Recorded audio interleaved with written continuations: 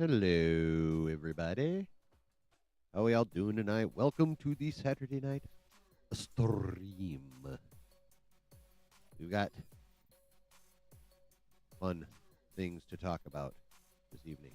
Much X-Men news and some interesting goings on over at Warner Brothers, which may or may not affect DC Studios. Or actually, let me rephrase that.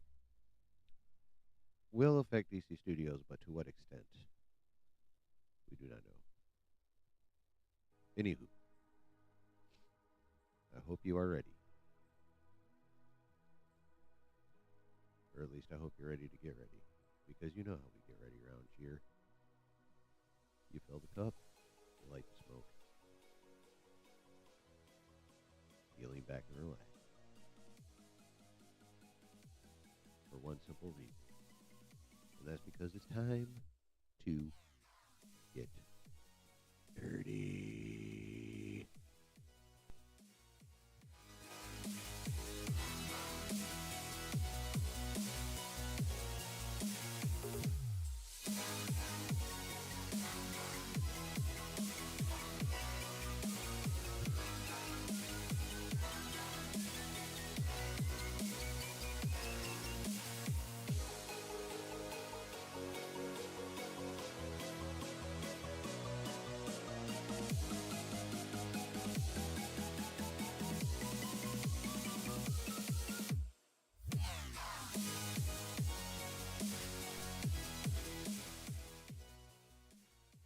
Tonight, welcome to the Saturday night stream here in the basement.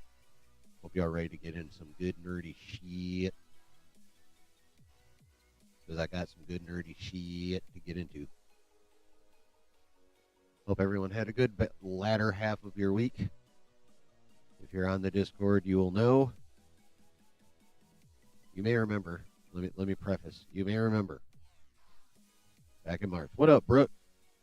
A couple months ago, back in March, I totaled my car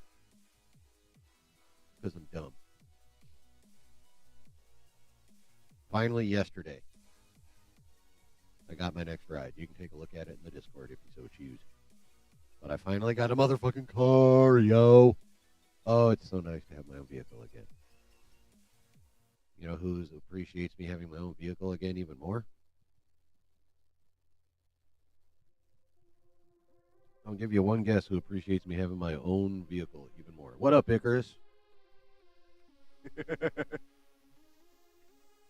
That would be Mrs. Chillin, who's over across the room, waving her hand like the smart kid in class. And justifiably so.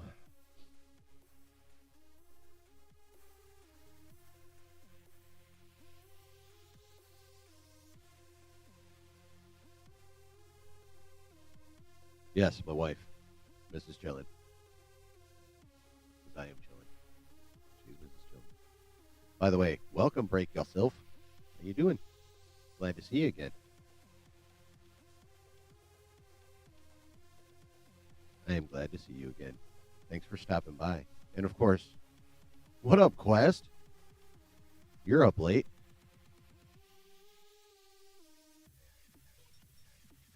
I love the new avatar, though, by the way. That's pretty toy.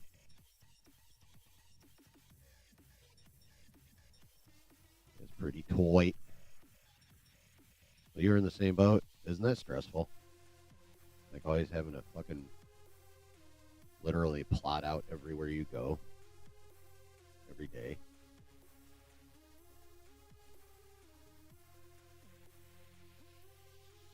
No, it's not bad.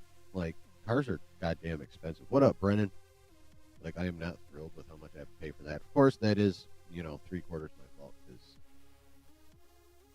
I got pretty crappy credit. So, price you pay. But the important thing is we pulled it off, and now I have a car. Oh, cool. Thank you, Brooke. Exactly, which is a lot of what happened on weekdays. Because it worked out better that way for both of our works.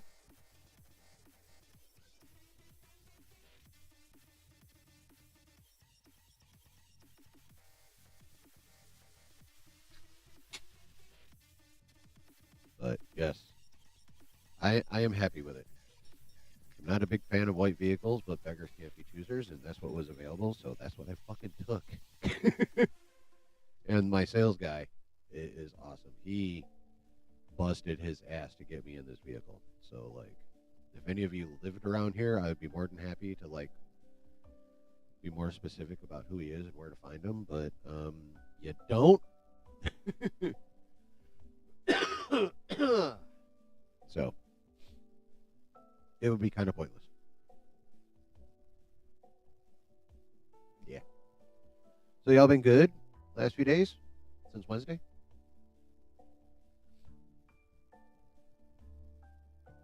Everyone been okie dokie? Had a decent week?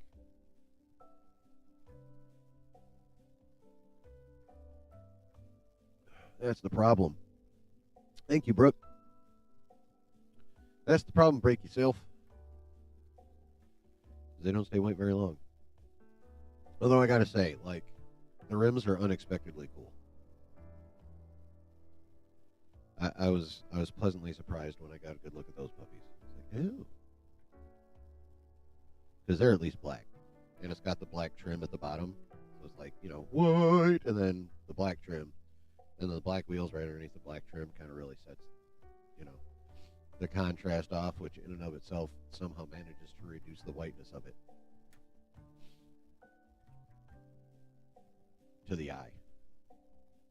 And on top of that, it's not like a white. It's closer to an eggshell.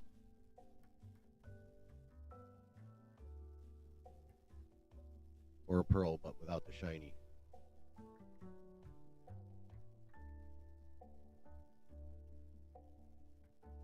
But still, I'm happy with it. For just having factory speakers, it gets nice and loud, and it's got a reasonable amount of the knock.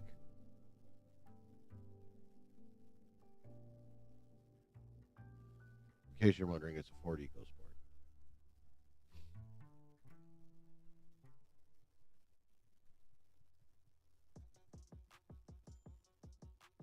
Oh no, stop it. Don't do weird stuff. Okay. What's happening here? Alright, here we go.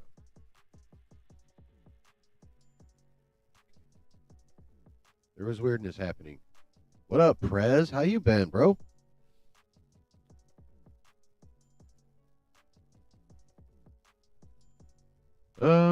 Quest says, hey, chillin'. Thoughts on Ironheart getting a release on June 24th, 2 years after ending production? And how about the F4 reshoot still going on so close to release?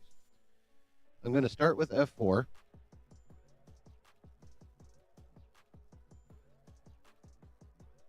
And stop it. Oh, okay. So we're just gonna do it that way because I don't use that shit anyways. I'll bunk care. Okay, sorry about that. My Streamlabs is doing weird shit. Anyway, I'm going to address F4 first. That's Marvel. That's how they do that shit. That's how they've done that for 98% of their fucking movies. That's just how Marvel rolls. So that does not concern me. Just as everyone trying to make a big deal about how Avengers Doomsday's script was not done. Same thing. That's how Marvel rolls. They get a concept of a script. Brutal. They get an idea of a script. They get a concept of a script. They have the beginnings of a script. And they film. And they revise and refine and revise and refine and rewrite. And they still film. And then they stop filming. Or like, all right, this is cool. Then they screen the shit out of it. And then they go, okay, that's fucked up, that's fucked up, that's fucked up, that's fucked up. And then they reshoot. And then they screen some more.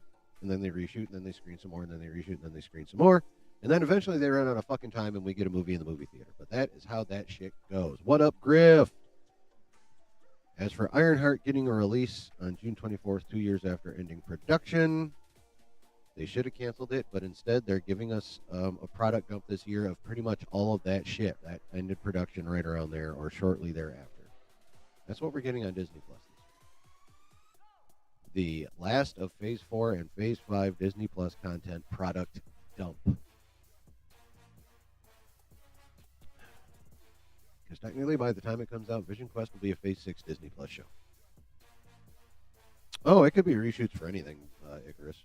But the fact that it's happening is, despite how people wanted to try and spin it. What up, Griff? Despite how people wanted to try and spin it, just like extensive reshoots, that's just how Marvel does their biz. They're both nothing burgers, is what I'm getting at. Reshoots for Marvel, nothing burger.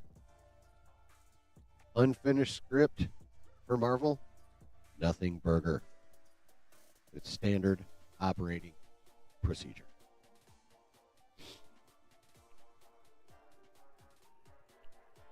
Yeah, as for Ironheart, well, as we found out after Zaslav Batgirl, you can only legally Batgirl so often. So it was either shelve them or put them out. And for whatever reason, probably optics more than anything else, they're putting that shit out.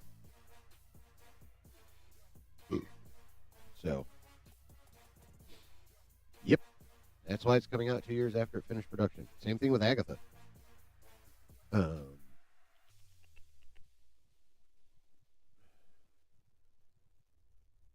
don't remember how long Echo was in production, but yeah, pretty much everything we're getting this year and after what we got last year was that. It's not really a Marvel thing, it's a Disney thing. Oh no, other Disney divisions are plenty more prepared by the time they start filming. It's very much just a Marvel thing. Are you on? You're not on. It's not on.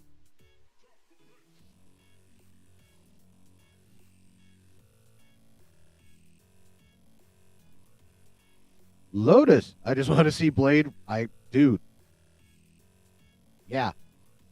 Oh, you know what? That is a nice little tidbit now that you bring that up. The solution is out there, and it's simple, and it's beautiful.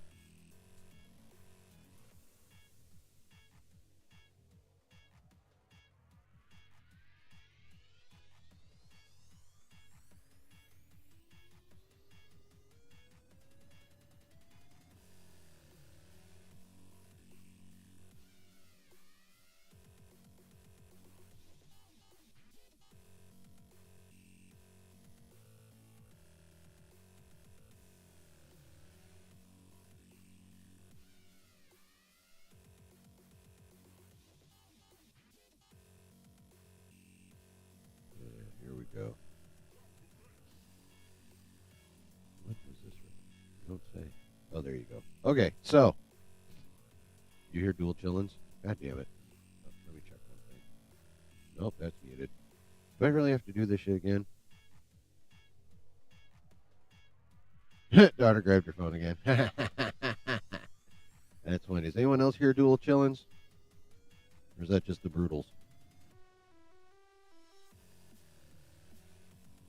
By the way, welcome once again to everybody that has popped in. I appreciate y'all.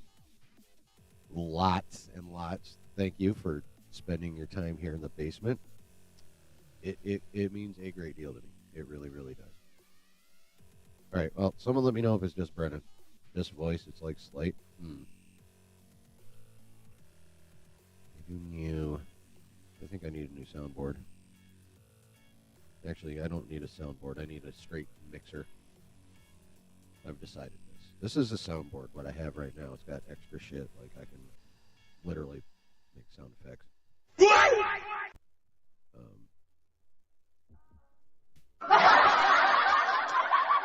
sounds weird, but not double.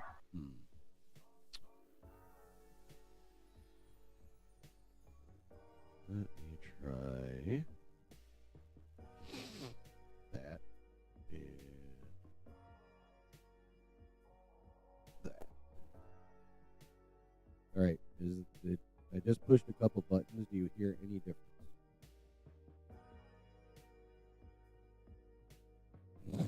Excuse me.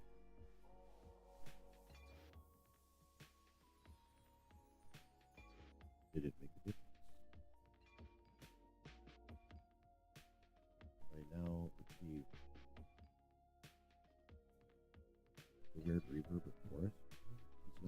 That's better? Okay.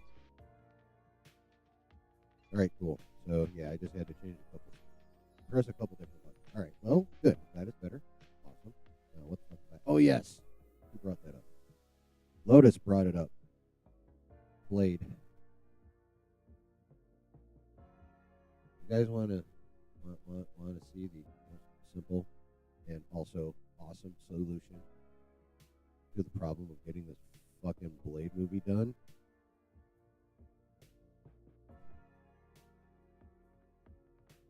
But it says, we all know that when Disney, Marvel, or Lucasfilm make a film in the UK, they get 25.5% back. Yep. But did you know the film has to be recognized as British by the British Film Institute to qualify for it? I didn't until I heard Jeff Snyder say it on the hot mic. Those were not the right buttons.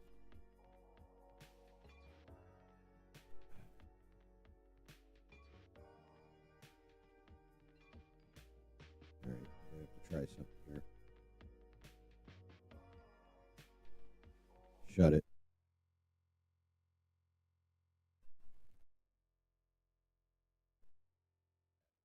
What do I sound like? Except I'm going to be delayed.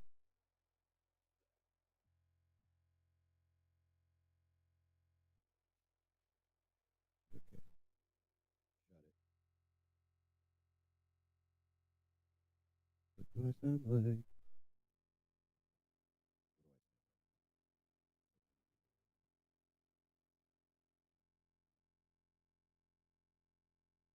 Say something. I'm waiting for myself to say something. Say something.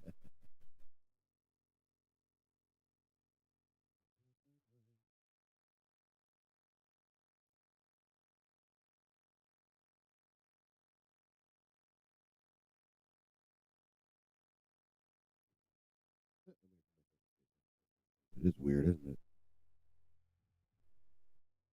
All right. How about now? See what that does.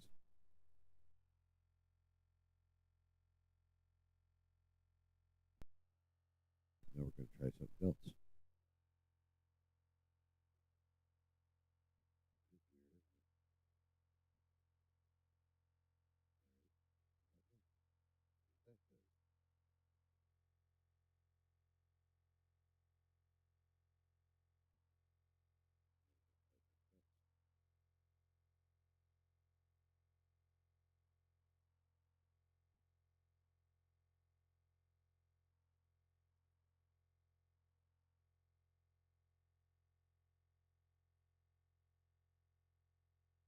Sheesh.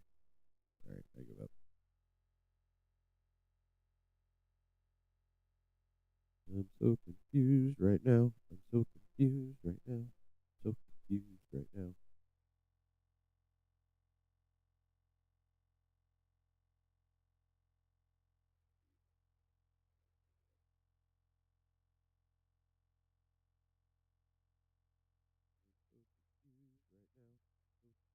Oh, you can hear me with that on even. What the fuck?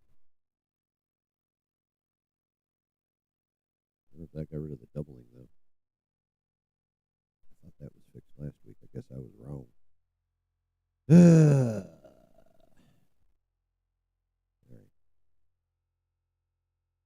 Well, I don't fucking know. I need a new soundboard. That's basically what it boils down to. I need a new soundboard.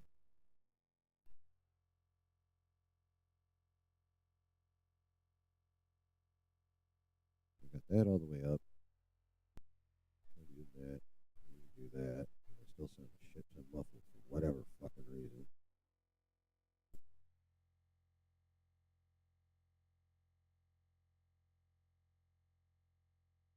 Just a little quiet. All right. Do that. Quiet and muffled. Okay. Well, let me.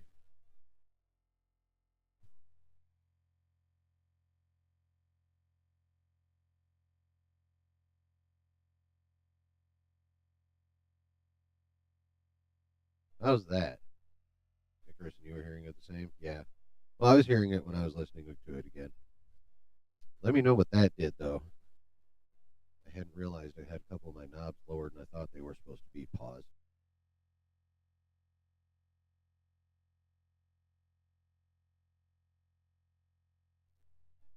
That help brighten it up any?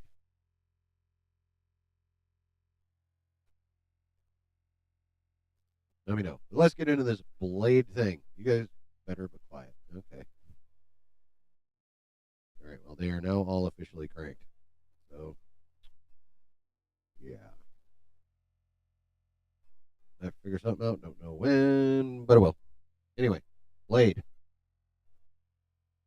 This came out Friday a couple days ago.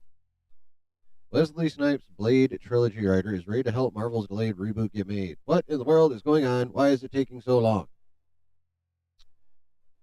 David S. Goyer recently told Screen Rant that he is more than ready to answer the call should Kevin Feige's Marvel Studios need him to write Mahershala Ali's long,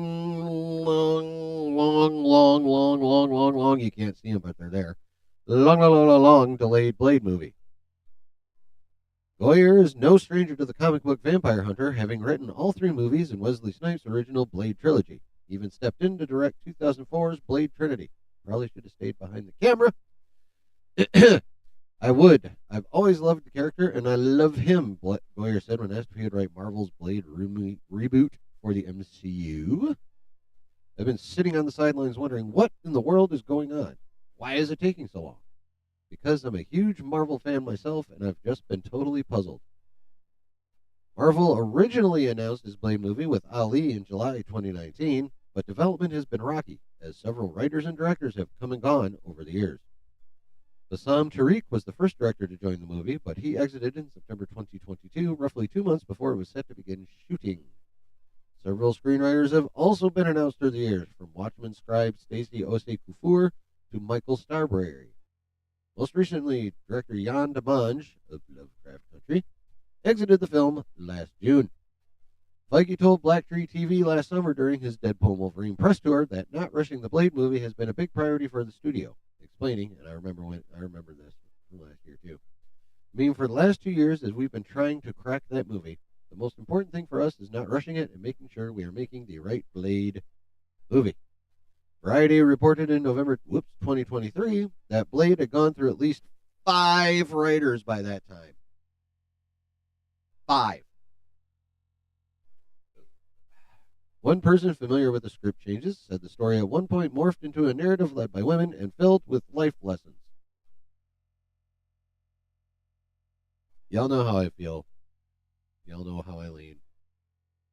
That would have been goddamn ridiculous. Oh, yeah. Yes, Icarus. Problem is I don't know how to fix it right now outside of getting a new soundboard that I can't get. Okay. But yeah, that would have been goddamn ridiculous. Voice sounds a little electric. That's why I turned the other shit down before. That's all the way down. What if I leave those up and then just do that? All right, try that combination. But yeah, the led by women and filled with life lessons. That's just like not the tone for a Blade movie.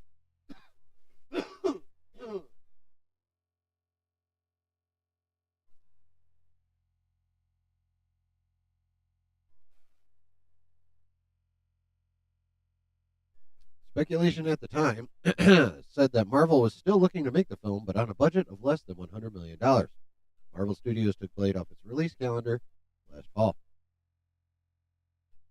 We are committed to Blade, Feige told Omelette via IGN shortly after the film was pulled.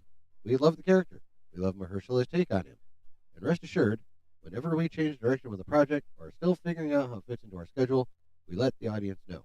You're all up to date on what's happening, but I can tell you that the character will indeed make it to the MCU. Snipes reprised Blade to great fanfare in Deadpool Wolverine, which grossed $1.3 billion globally. In the film, Blade humorously tells Deadpool, "There's only been one Blade, there will only ever be one Blade." So, there it is. The dude that gave us Wesley in the first place, and the character of Blade on the big screen in the first place, wants to give it to us again. Pause.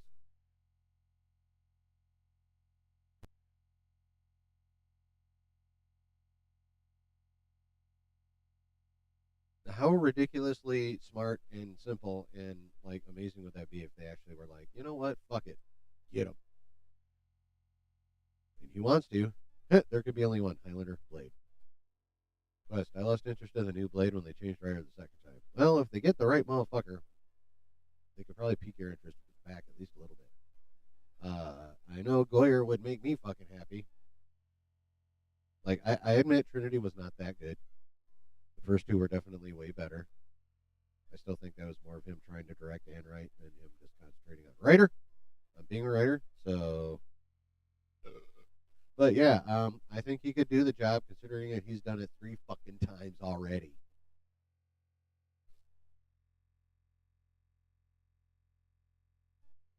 So, I mean, will it happen? Probably fucking not. But how fucking dope would that be if it did? And like, how much more of a simple solution and yet highly workable solution can you fucking get than the dude who brought us Blade on the big screen in the first fucking place? Like for real, what do you think, chat? Like, is that like not just simple, smart, and awesome, all in one? Hire David Goyer. They drop a dope trailer for Blades is brutal. It will be a we're so back moment. Yes, it will. Yeah, a dope Blade trailer. Everyone will be like, Marvel's fucking back. I know, I will. Of course, well, it'll be Marvel's fucking back mixed in with about fucking time. Yeah.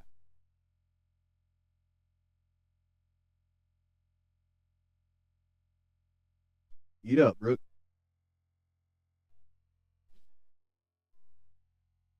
Quest is surprised any writers take some of the jobs, even if it's just for the pay at Marvel. Hmm.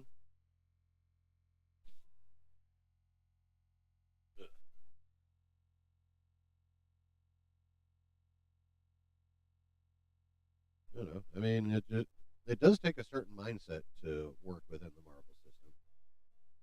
You've got to be willing to subsume your own creativity in service of the IP.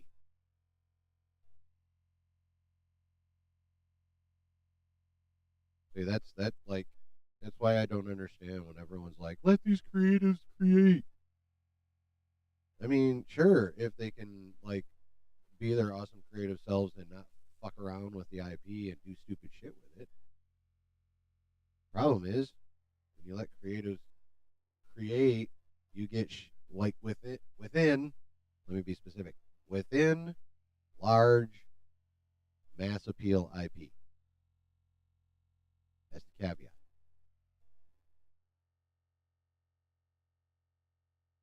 Creators cannot have free reign. Otherwise, you get.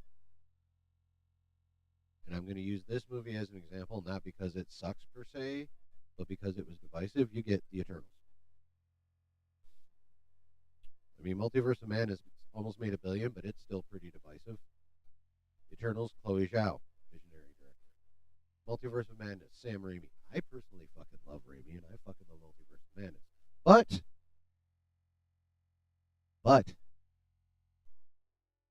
I can see how some of Raimi's tendencies could be off-putting. Um, for example, I understand that how Raimi's tendencies could be off-putting because, and I love Raimi because there are fucking James Gunn glazers out there who love everything he fucking does, and a lot of his sensibilities rub me the wrong. So I get why some people did not enjoy Multiverse of Man because Raimi all over that movie. I enjoyed being showered in Raimi. Some people didn't. Moneymaker, but divisive. You get She-Hulk. You get Secret Invasion. You get Brave New World. Or you get what it was before they Frankenstein it into that, which, sweet Jesus, if that was the best they could do, can you imagine what the fuck that movie was like before that? Oh my God.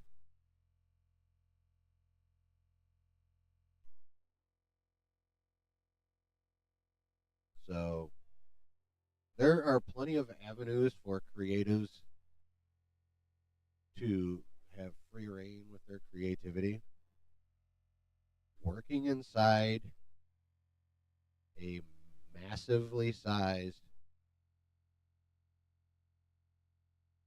supposed to be broad based appeal IP, replete with built in history slash lore.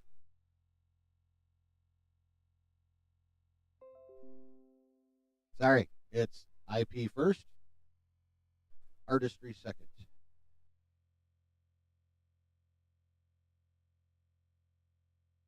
That's how it has to work. And those were just some Marvel examples. Shall I go into Lucasfilm? I think you get the point. I think y'all get the idea, right? If you're going to work within a system or within a large four quadrant mass appeal IP with a shit ton of history and lore and characters already there,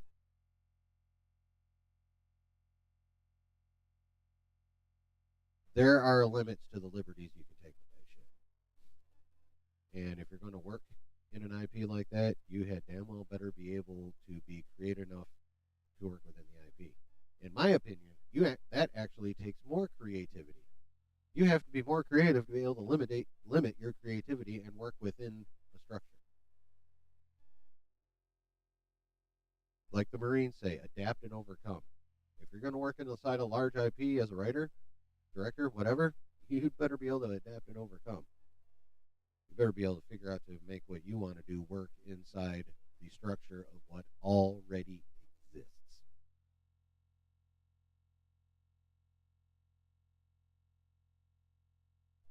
That's what you got to be able to do.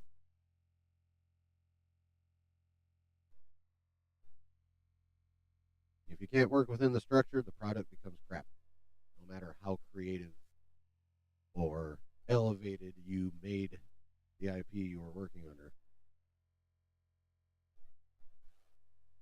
It's generally at best divisive and at worst reviled.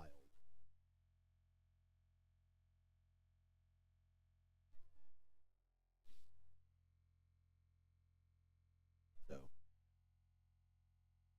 that's my soapbox on that one. However, that kind of actually does lead into the next thing, at least Marvel wise. Get off the TV, Malice. Hey. Actually, you know what? Let's put a pin in that for now, because I want to get this DC shit out of the way, or Warner Brothers shit out of the way.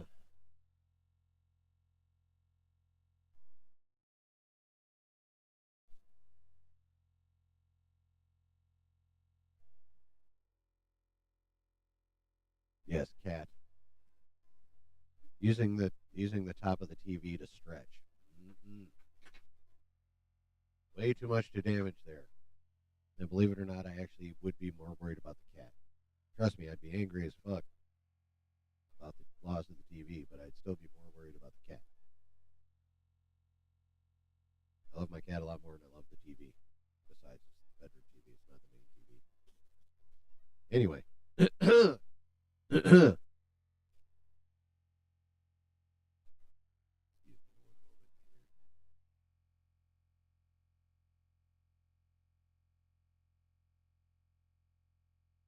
All right.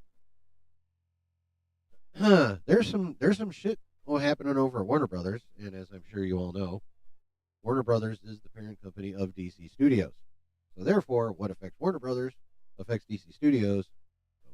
I'm not muted. I'm not muted at all. I got all my shit turned up.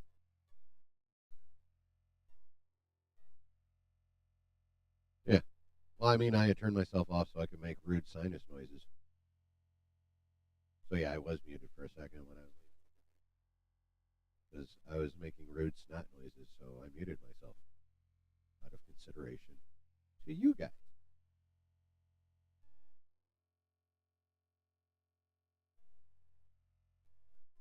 Anywho, what was I saying? Yes. If it affects Warner Brothers Studios as a whole, it affects DC Studios, and if it affects DC Studios, it affects us. there's some shit happening at Warner Brothers, folks.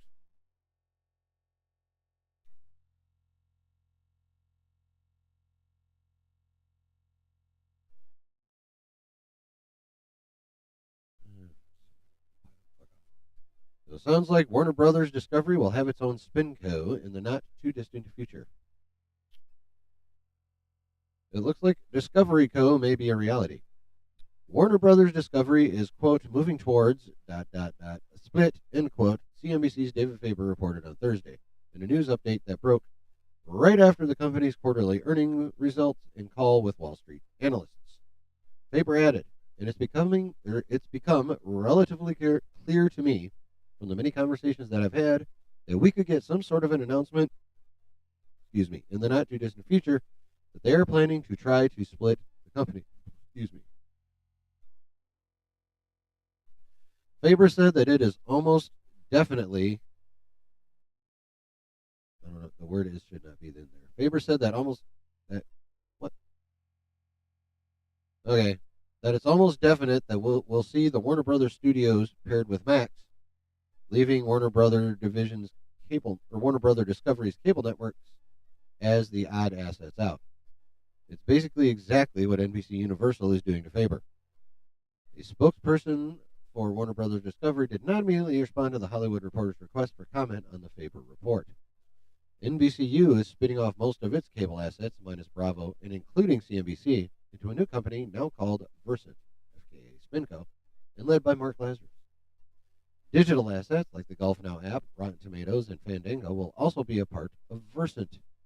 Almost immediately after the original announcement of SpinCo, media analysts and reporters began to ask when Warner Brothers Discovery will do the same. And will Skydance Paramount do the same immediately after that merger clears? Disney CEO Bob Iger had publicly said in July 2023 that his studio's legacy TV networks, including ABC, may not be core to the company. He's since walked that back. In December, Warner Brothers Discovery began reorganizing its corporate structure into a global linear TV division separate from its streaming and studios division. The new corporate structure aims to bolster its, quote, strategic flexibility and create potential opportunities to unlock additional shareholder value per a company filing at the time. The initiative is expected to be complete in mid-2025. Guess what part of 2025 we're approaching? They've already done all of the reapportioning necessary, Faber said, and I would note as well, in their earnings report for the first time, they break out every segment in its own financials. That's usually a tell, right? Streaming has its own page, studios and global linear segments, network segment as well. So, what is Warner Brothers Discovery waiting for? Well, it's still got like $35 billion in debt to appropriate across Warner Brothers Core and Discovery. It will take quite some time to actually happen, Faber said. Warner Brothers Discovery was formed just a few years ago as a combination of David Zaslav's Discovery Inc. and AT&T's Warner Media. So,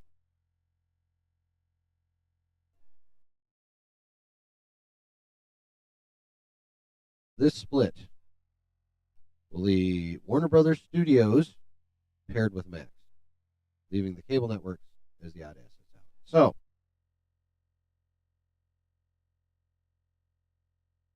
what does this mean for the future of DC?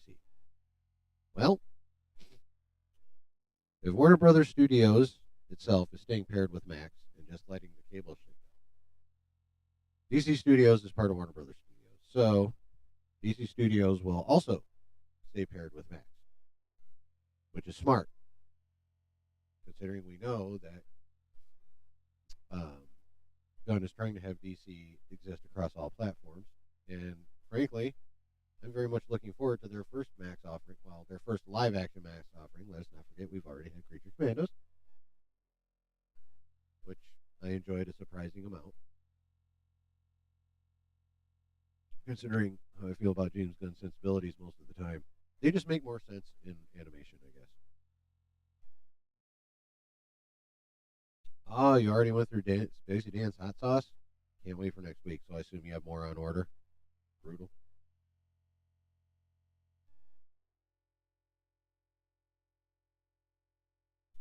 So, yeah. So, will that be a big deal for DC Studios? They're still going to be under the main studio brand. They're still going to be paired with Max, so they'll be able to put shows on there.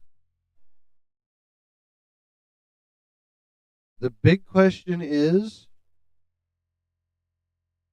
after all is said and done, will this put Warner Brothers Studios in a better financial position? And if that happens, will James Gunn's spending power then increase? And what will that mean if it does? Well, there's a couple possibilities. One, if this works out and Warner Brothers Studios becomes highly profitable and James gets his chunk, you're headed off. Ah, good to see you too, brother. Have a good night. Um, yeah, one of two things is going to happen, or it could be both at the same time, depending on how they do it. But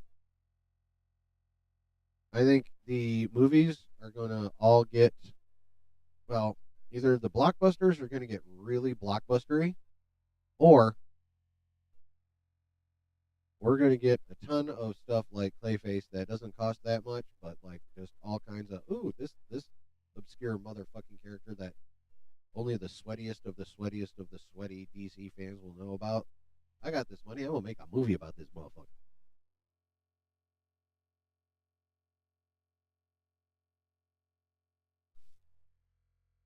Could get that. Could get some combination of both.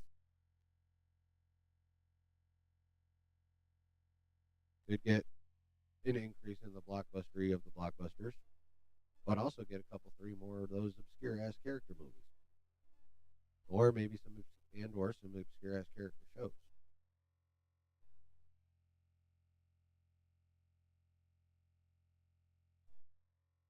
So while this is still kind of in a vague thing, a vague state, you know, it's just kind of in the ether right now. This split, it's gonna be when it finally happens. It's gonna be interesting to see how that does affect Warner Brothers' finances, and then in turn affect DC Studios' finances.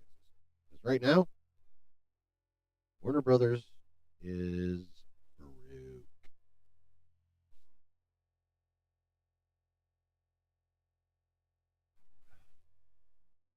So DC still needs to get his house in order. It's such a mess. Yes, I agree. Superman popping will go a long way to getting that going though. If Superman pops off, there will be impetus created inside of DC to get their shit in gear. Quick side note: Supergirl wrapped filming today. Isn't Gunn doing that right now? Cleaning house, getting his house in order? No. No. How do I know? Because after getting their first script for Clayface and deciding it was so amazing they had to greenlight it right away, someone else has now come in and rewritten the script for Clayface.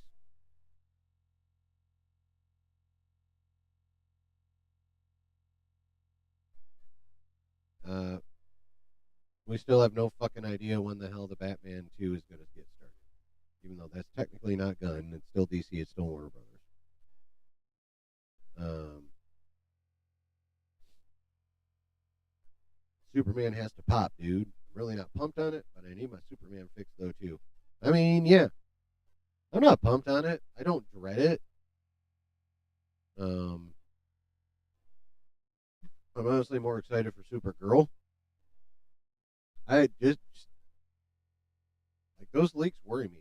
Like I'm not even gonna lie. I hope they're not true. I can't decide which one I hope is not true more. Honestly, I think it's the second one.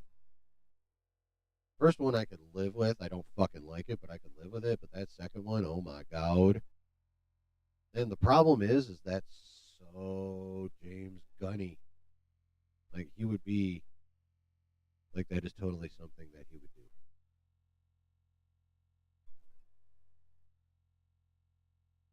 And putting a house in order is not potentially sabotaging your basic like not just foundational movie that'll get things really going, but foundational character. Batman is more popular, but Superman is the foundation of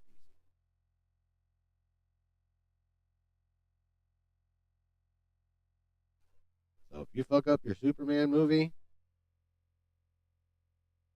that's Brandon Routh. He'll tell you. He didn't get a sequel, did he?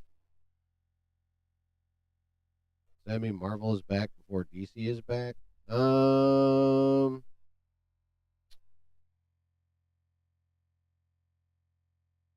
No. But if Fantastic Four outperforms Superman, then yes. That question will not be decided till August.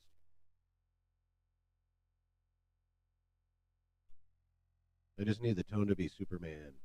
Yes. 100%. And mind you, much as I love Man of Steel, and I fucking love Man of Steel, the tone of this one needs to be less Snyder and more Donner, but also not much Gunn. Much more Donner.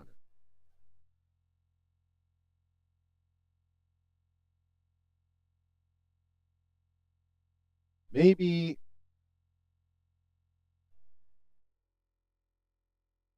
Okay, so take your Superman scale, right? And you got your Donner, you got your Snyder. Donner is like has been for decades like the ideal.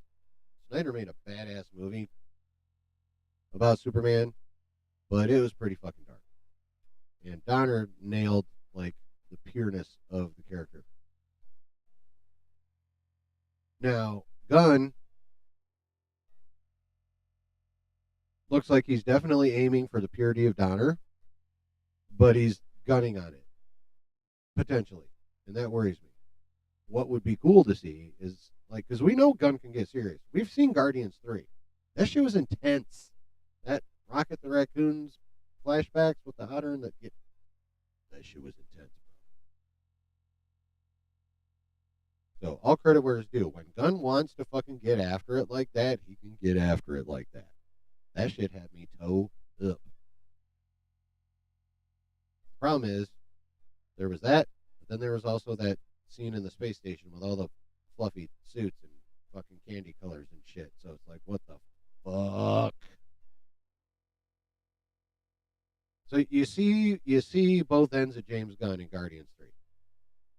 I mean, y'all talking about the scene with Nathan Fillion when they was at a space station or whatever the fuck that was, and they all ended up in the big old poop. It was just ridiculous. That scene was ridiculous, and that was so good. But the Rocket flashbacks that were so intense and emotionally wrenching were also Gunn.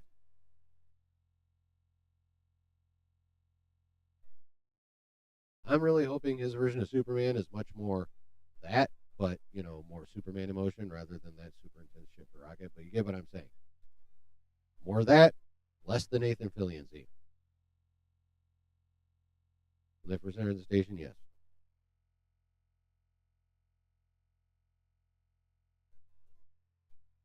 Which is kind of funny when you consider it, because now Nathan Fillion's back as douchebag Guy Gardner.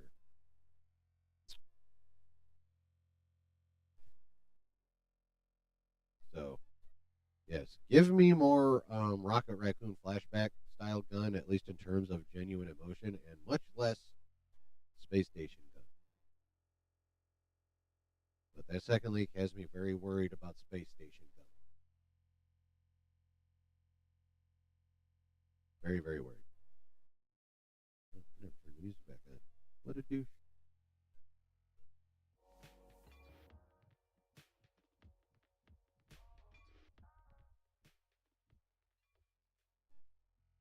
So yeah, regardless of how much the split may or may not help, Warner Brothers slash DC Studios still need Superman to pop big.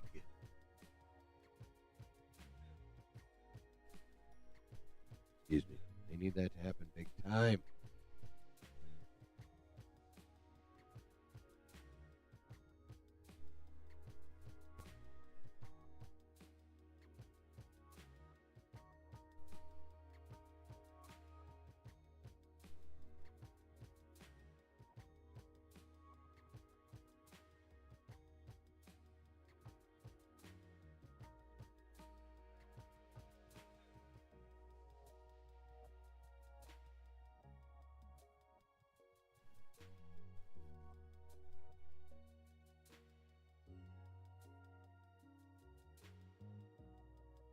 Cool. All right. Little fun, something. Brutal says, I mean, I don't hate on Nathan for nailing the role he's given, but it's the choices on how to include his friends that has me worried about Gunn's Superman. Yeah.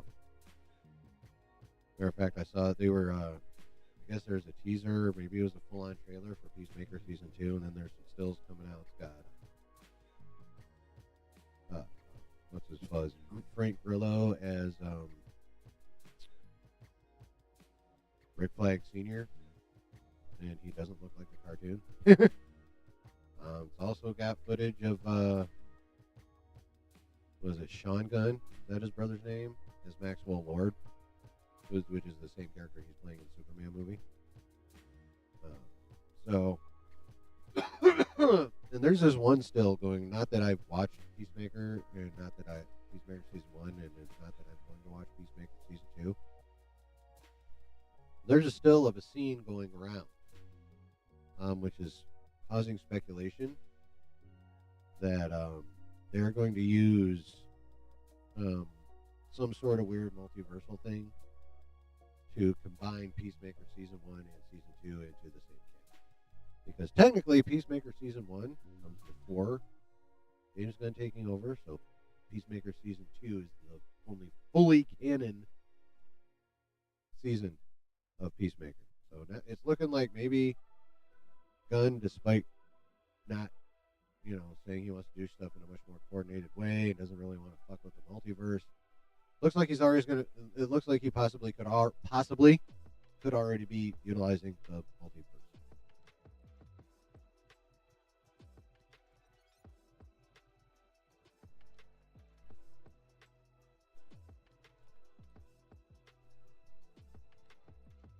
Possibly. This is just speculation. But if the speculation is accurate.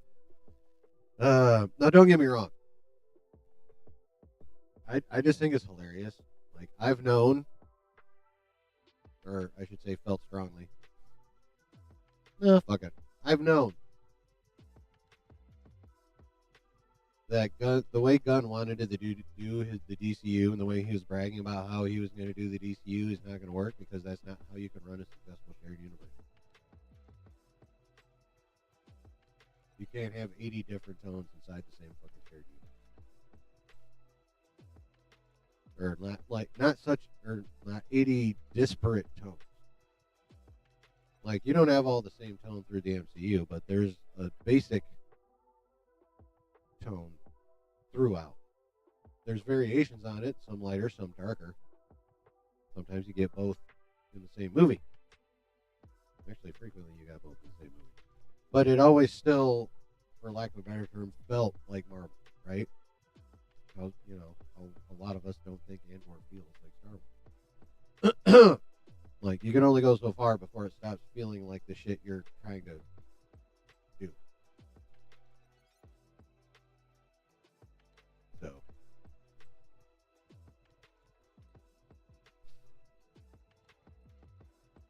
You start going nuts, you get away from that, people are going to start going, what the fuck is happening here? So, yeah, it's just, his way was not going to work. I'm going to run it tighter, I'm going to do better. It's going to be story first, yada, yada, yada. Yeah, well. It's happening a little bit quicker than I thought, but he's caving already. I'm not bagging on him for caving. That's the smart thing to do, is actually run your shared universe like a shared universe.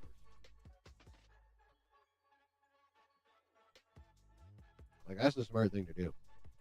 It just cracks me up that he was so fucking adamant about how his shit was going to be different. And it's really not going to be that different. It's just not. And that to me is fucking hysterical.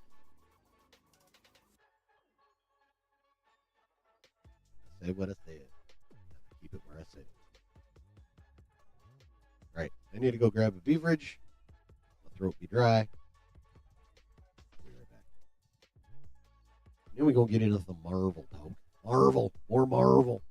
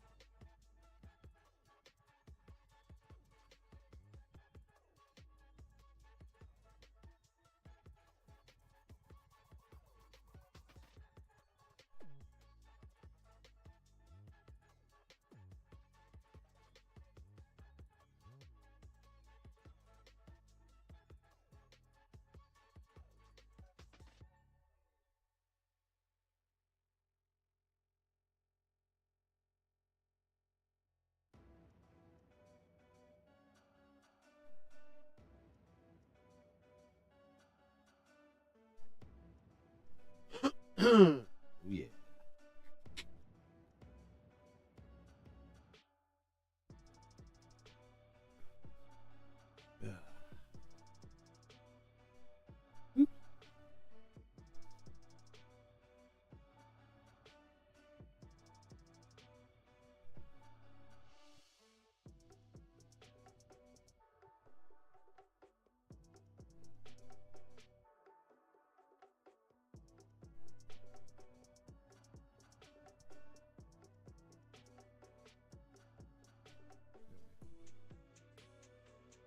Cool.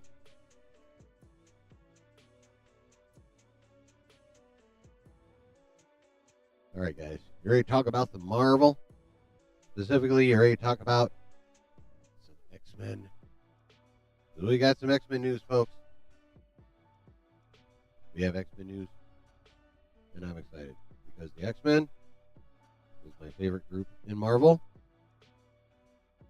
My favorite Marvel character, cliche as it is an X-Man. It's Wolverine. I fucking love the X-Men. The X-Men is pretty awesome. And there's been some news. I have temporarily, at least, subscribed to Jeff Snyder's newsletter. I'm happy I did it. Because he has more shit. From the new Avengers to the new X-Men, Jake Schreier is in talks to direct Marvel's mutant movie. It was finally nice out here in LA, and I couldn't even get one day to relax by the pool. Bummer. Deadline's Justin Kroll just had to drop a Kroll bomb that blew up my afternoon and the internet as he broke the news that Thunderbolts helmer Jake Schreier is in an early talks to direct the new X-Men movie for Marvel Studios. Schreier is in line to direct following a series of encouraging meetings and a strong reaction to Thunderbolts from fans and critics alike, even though the film ranked among Marvel's lowest openers. Kevin Feige will produce the X-Men movie, which is expected to arrive hot on the heels of Avengers Secret Wars.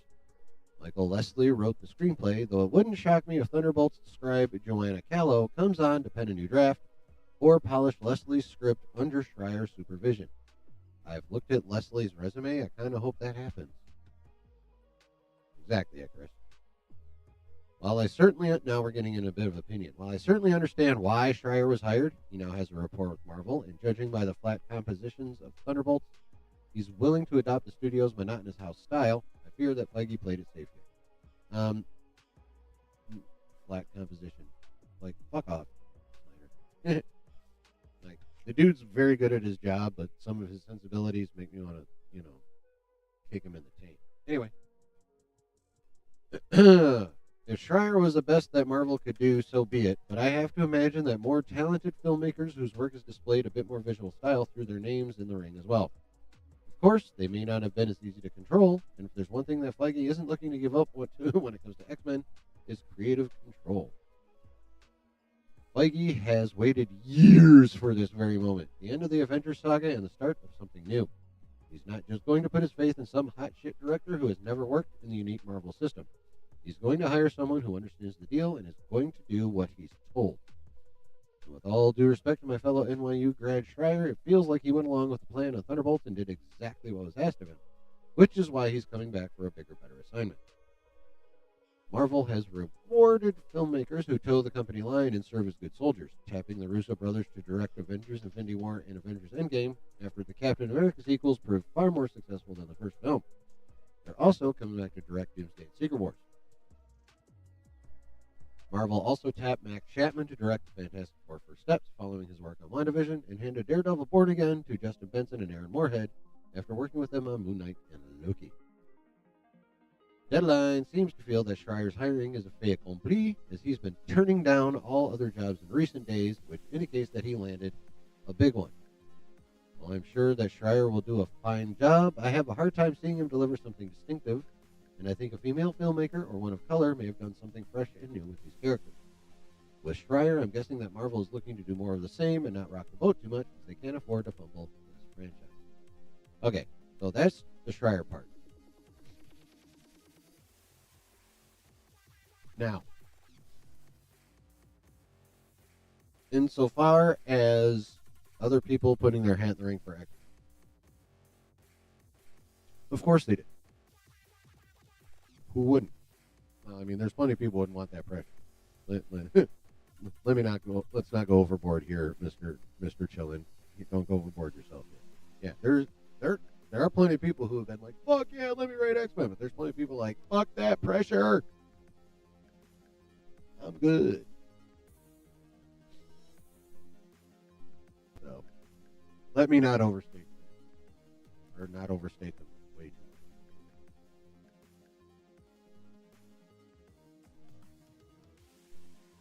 much. Yeah, I'm sure there's a few bigger names that took their shot, wanted to do this. And it wouldn't surprise me if Schreier wasn't even necessarily their first choice. Some of those, it didn't necessarily have to be some big names coming to Marvel being like, "Hey, man, I want to direct that X-Men movie." Marvel could have reached out to people other than Schreier and been like, "Bruh, I want to direct the X-Men movie." They were like, "Nah." Entirely possible. Even likely. However, we are getting Jake Schreier, and I like it. I mean, number one, I really like Thunderbolts. I'm pretty sure everyone in here likes Thunderbolts. I don't think anyone here was like, or fuck that movie. Chat, let me know. I think we all here pretty much agreed that was, not a great movie, but it was a pretty damn good fucking movie. I think we all pretty much feel that way. So that's definitely a point in Jake Schreier's favor. Number two, what Mr. Snyder there is considering a flaw or a problem, I consider a strength. Marvel puts out its best work when people are not fucking around with the system. I've already provided multiple examples of what happens when. Now, last time it was under the category of how creatives can't be given free reign inside of IP. Thunderbolts has been watched 3 times now. It's dope. It's brutal. All right, awesome. Excuse me.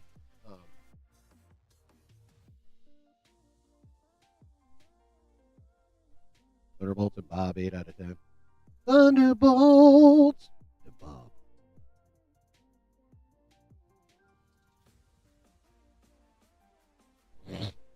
But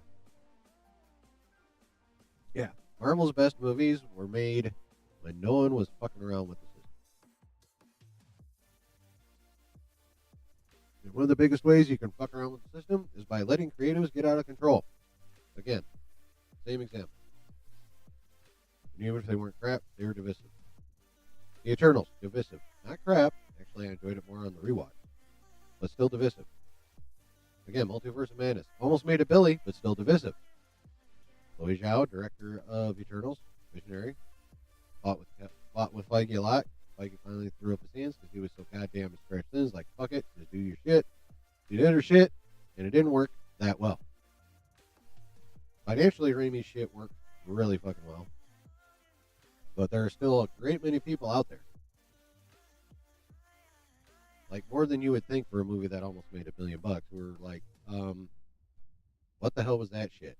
And that's because Sam Raimi, a visionary director, did not stick within the system and Raimi'd all over that movie. Now, me, I love Raimi.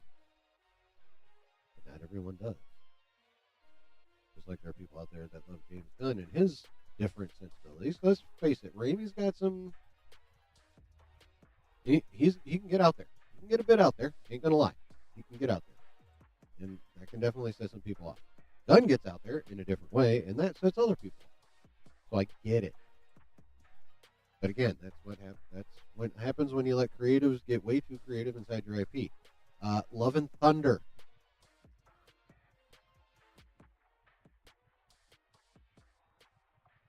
Secret Invasion.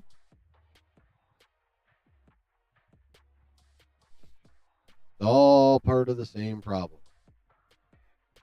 Letting people run wild and not keeping them in the system. So, hiring a dude who made a movie that people really, really like, and that obviously also works well within the system. Fuck yeah. Give me that all day. You stop that, Icarus. Fucking so, yeah. Where Snyder is skeptical. Where Snyder is skeptical, I am confident. And for the exact same reason. Carr's a company guy. He knows how to work within the system. He works well within the system. How do I know? Because Thunderbolts is good.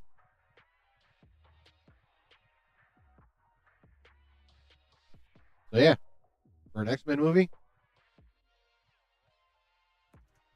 the first X-Men movie under the MCU. Yeah, I need to look up a mixer. I think this soundboard has gone straight to shit because it was not this bad when I first got it. It's only started really getting bad over the last couple months or so. But unfortunately, I can't afford it.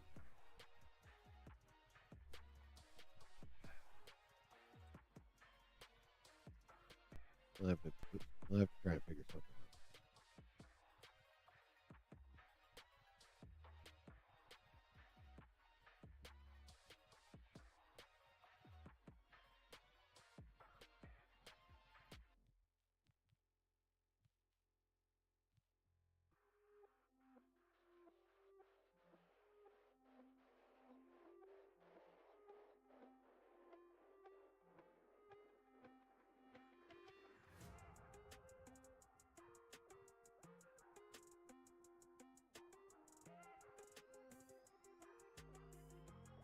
Hold on.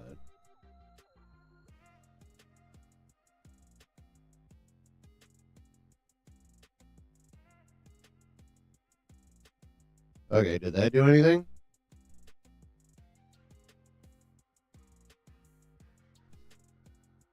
Tell me if that did anything for it.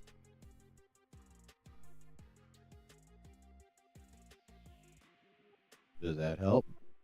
Is it more clear? Can you hear better?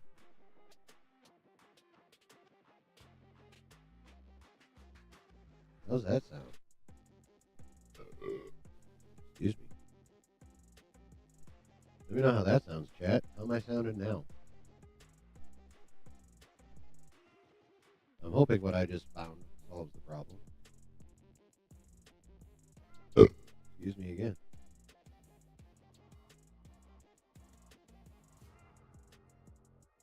Let me know, let me know, let me know.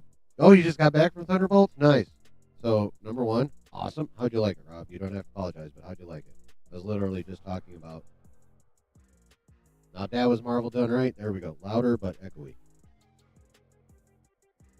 Huh. Robotic. God damn it. I'm gonna do this again. Try turning that down a little bit. Let me do that again.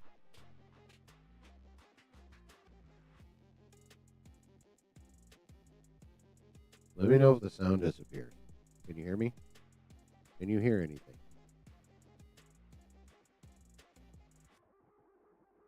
After the word disappears, can you hear me?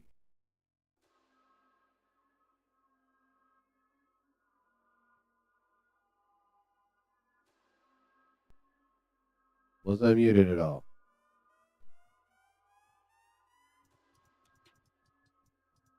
Were my lips moving and no sound coming out?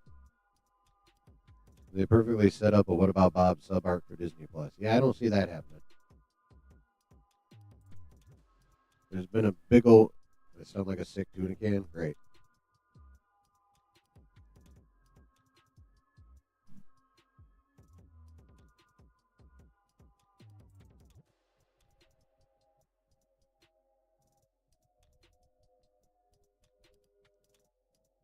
That didn't help either. God damn it. I bet you Marco says he needs a new mixer.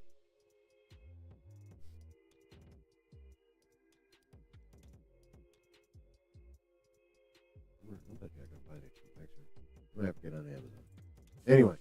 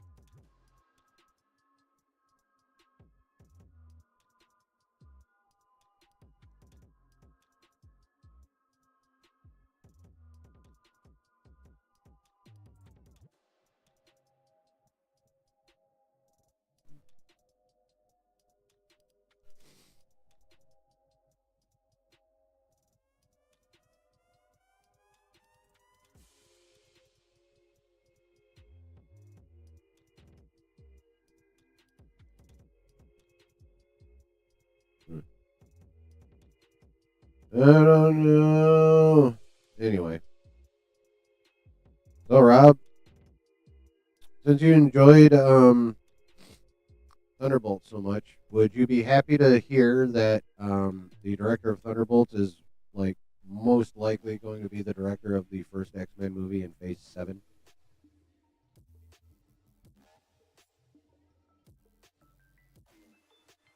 Because I'm fucking down.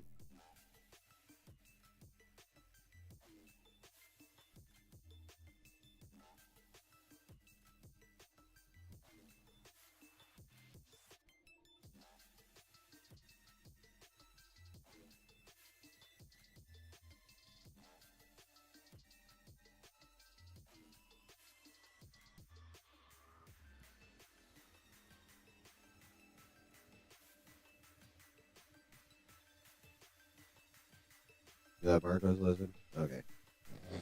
All right. Well, anyway, back to business. So yeah, Jake Schreier probably most likely going to be the director of the first X-Men movie in the MCU, which will probably, or at least allegedly, Marvel's looking to have out in the fall of 2027.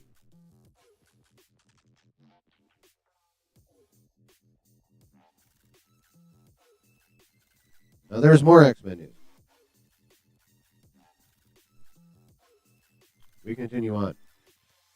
As far as casting goes, still talking about the X-Men movie, of course, even though some X-Men team members are expected to debut in the two-part finale of the Avengers saga, which will culminate with Secret Wars in 2027.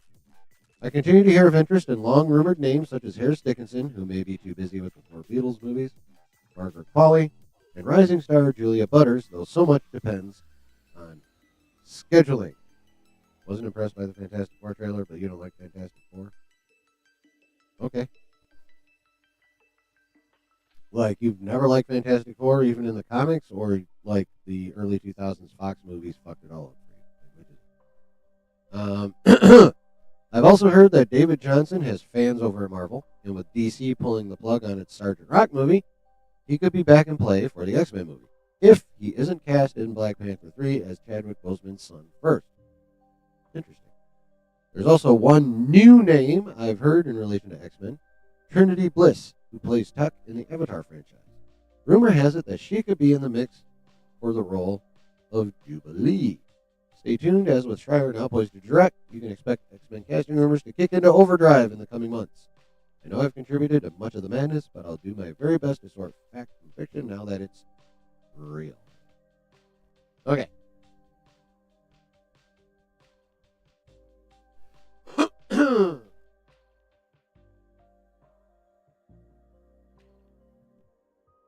Did I tell you, Rob? I was never a big Fantastic Four guy. And then I read Hickman's run, and I was like, God damn. If you know what you're doing, you can do something with this shit. Now, here's the young lady that Snyder mentioned.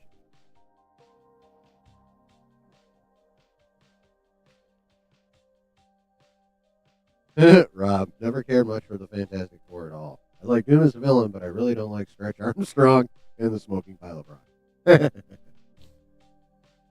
Chris Evans was the bomb as Johnny Storm, though. Brutal. Hickman's Fantastic Four run is goated. Oh my god, it's insanely good. But yes, this is a young lady that Mr. Snyder is referring to. Trinity Jolie Bliss, 15 years old. From Avatar: The Way of Water. Now, she'll probably be 16 by the time they start filming this motherfucker, if this is indeed her. But let's just go with this name for a bit.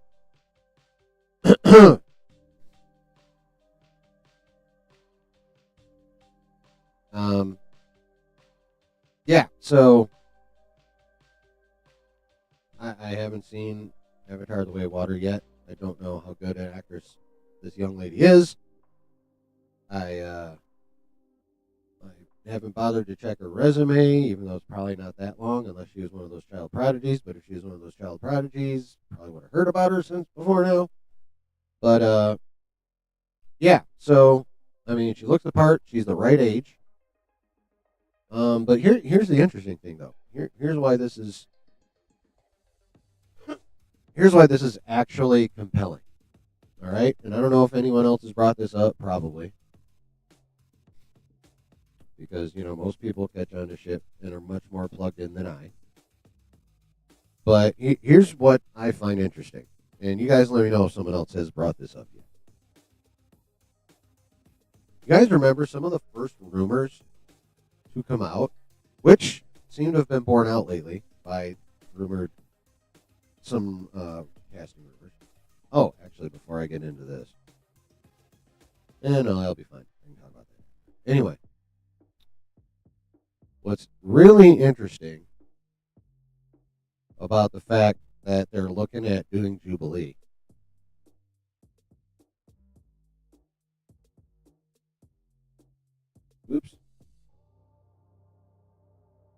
is the old rumors, the original rumors,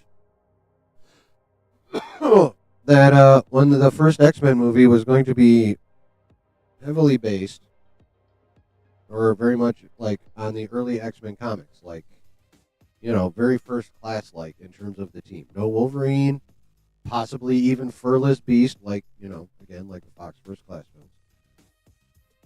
films.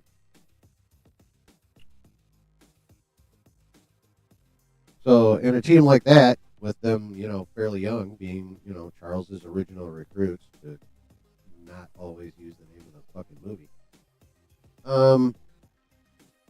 Again, that doesn't include Wolverine, and it 100% most assuredly does not include Jubilee. When I think Jubilee, and I don't know about y'all, but for me, you say Jubilee, first thing that pops in my mind is the original X-Men animated series, X-Men 92. That's what pops in my head. You say Jubilee, poof, that show. And that team, which had the first class all grown up and had Wolverine on.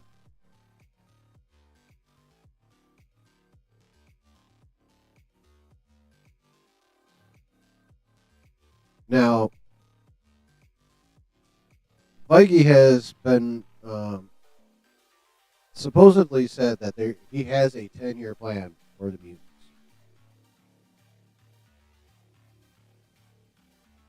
And some of the casting rumors would appear to back this up. Sadie Sink was, at least at one point in time, being looked at for a young Jean Grey. A couple other names got tossed out there. But again, the original rumor is more of like the OG team from the comics. You know, young Cyclops, young Jean Grey when they were still calling her Ms. Marvel or whatever the fuck they call her. Um, you know, Furless Beast, uh, Warren Worthington.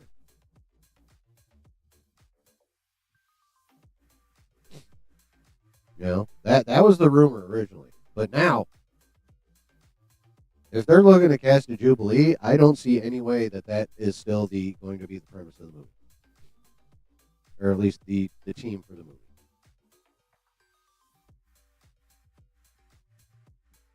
movie. They're going to need an adultish Cyclops. They're going to need an adultish Jean Grey. They're going to need Wolverine.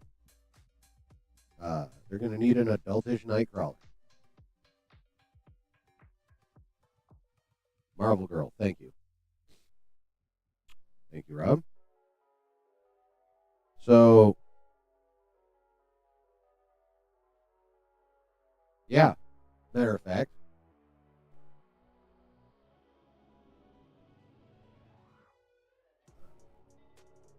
the next thing I'm going to show you is kind of basically exactly what I'm talking about.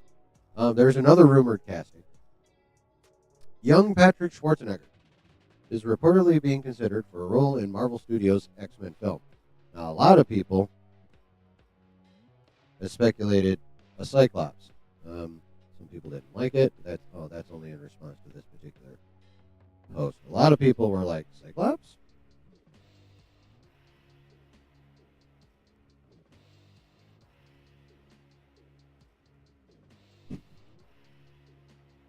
Now, obviously he's been doing some sort of the working out with his dad. Look at them fucking quads on this guy.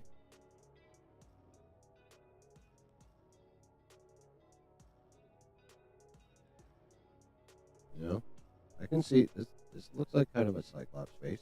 Look at that, but not like a super adult Cyclops. But now the original story just says a role in the X-Men film. But if you're looking at this and combine that with the fact that, with the possibility that they're looking to do a Jubilee, when you think Jubilee, do you not think this fucking team right here? And we could be looking at Patrick Schwarzenegger right there. Now, if this is the case, I think Sadie Sink might be a bit too young to be Ms. Grey. So they're gonna have to do a little something about that. And initially, when the Sadie Sink name came up, it appeared that her coming into this conversation appeared to confirm that old set of rumors I brought up before about it basically being the OG team from the comics. Super young, furless beast, no Wolverine, no Storm, no Gambit, no Rogue. Scott, Jean, Furless Beast, Warren Worthington. I can't remember who else was on the original team. But Jubilee definitely fucking wasn't. This is the team that Jubilee was part of.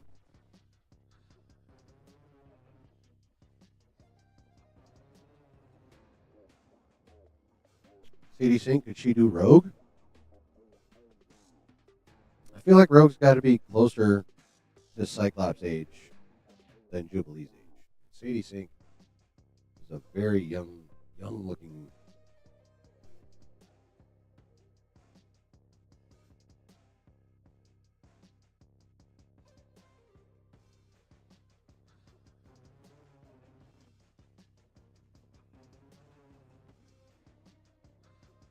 Okay, mostly. Fuck, get out of there. And she looks pretty young in these pictures. A little less young in these. How old is she these days?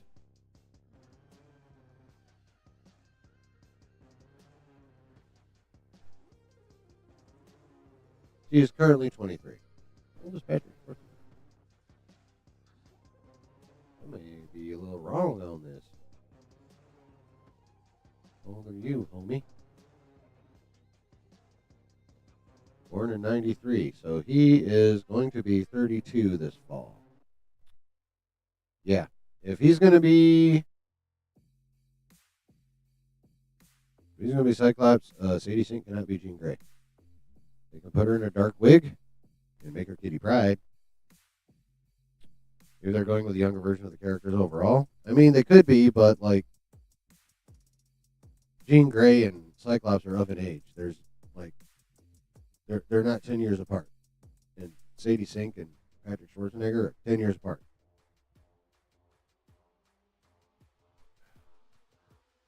And if we're gonna have the traditional Cyclops, Jean, or Wolverine love triangle, you definitely need someone closer to 30 and much less barely legal, if that looking. You know what I mean? Rogue was very young in the original X-Men movie. Yes, she was. Shouldn't have been, but she was. They took liberties. Don't get me wrong. I enjoyed that movie very much. They took some liberties.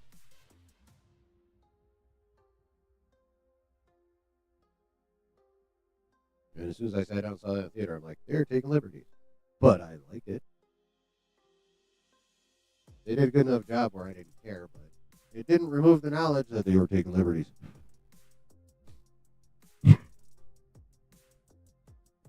I'm hoping if they're doing this team, that they are aged appropriately as a group. Be positive. What's going on? 90s X-Men, she was closer to 20-ish. Who, Rogue? This one? Right here? Didn't fucking draw her that way. They drew her more like mid-20s, mid to late 20s. In my opinion. So, and honestly, I'd rather have this team. I'm sure there are people that love the OG team and would love to see them on screen again. I want this team. I want this team in these uniforms being this fully badass.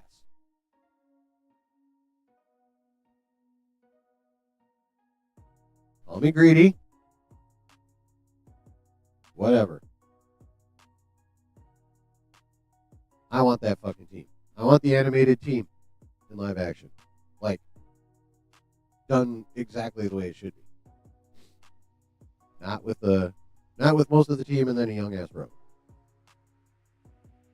Like in the 2000s.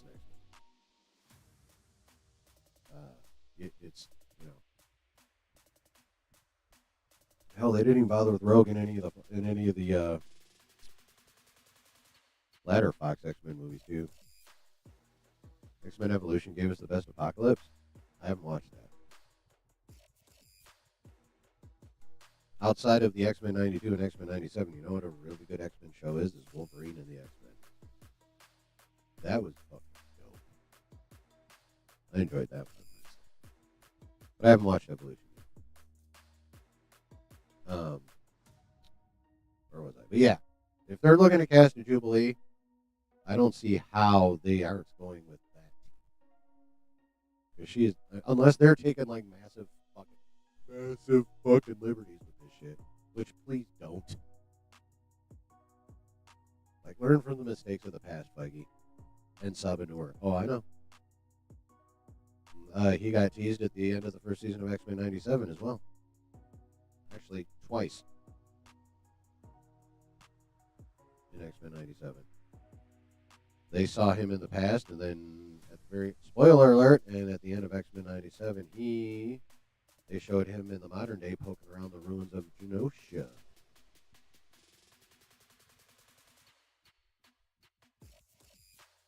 So,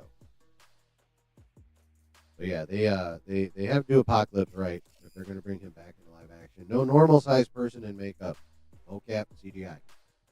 Pretty sure I went on this rant on Wednesday. Need a proper magic juggernaut in the MCU? Yes. Yes, I definitely did win on this rant on Wednesday.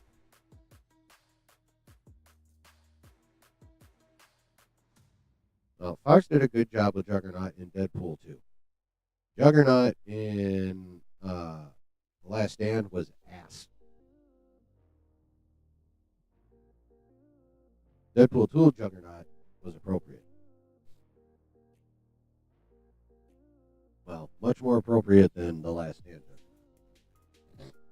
There still could be a few improvements on the Deadpool 2 Juggernaut, but at least he was appropriately sized, appropriately attired, and appropriately strong, as illustrated when he ripped Deadpool in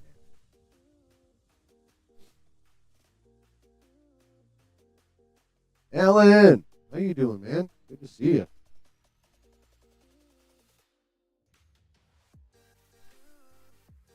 Yeah. So I'm really hoping that they are. Got to run dinner time. All right. Much love, man. Have a good night. Enjoy your din dins.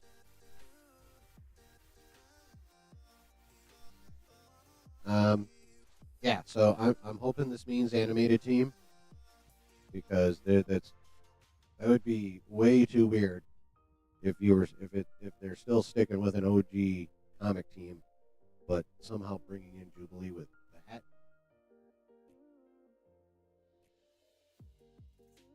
I don't see it. Hey, you just called him alien. Yeah, you did. Hey. Yeah. So, like I said, I don't know too much about the actress that they're looking at for Jubilee, but just the fact that they're looking at Jubilee makes me think we're getting the team that we all want, right? Anna Paquin is sick, but right now, like, as in genuinely ill, I have no idea what her current condition is. All I know is it was really, really, really weird for a while seeing her as and acting like a full-grown adult in True Blood. You know what I'm saying? That was weird. I mean, I got used to it, but it was a bit weird at first.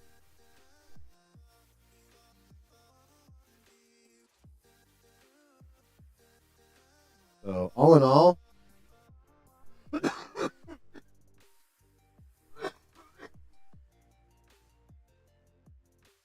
excuse me. Um, I've never seen Patrick Schwarzenegger act. Have any of you in chat? I mean, not that I've seen the Jubilee chick act. Have any of you seen Avatar: The Way of Water and remember her young character from that? And or has anyone seen Patrick Schwarzenegger act? Piano Oscar win?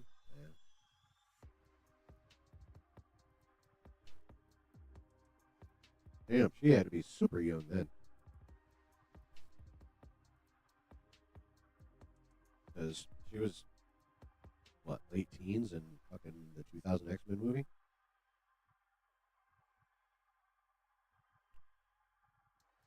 Oh, 11 years old? Damn. So yeah, she was like 20 in X Men.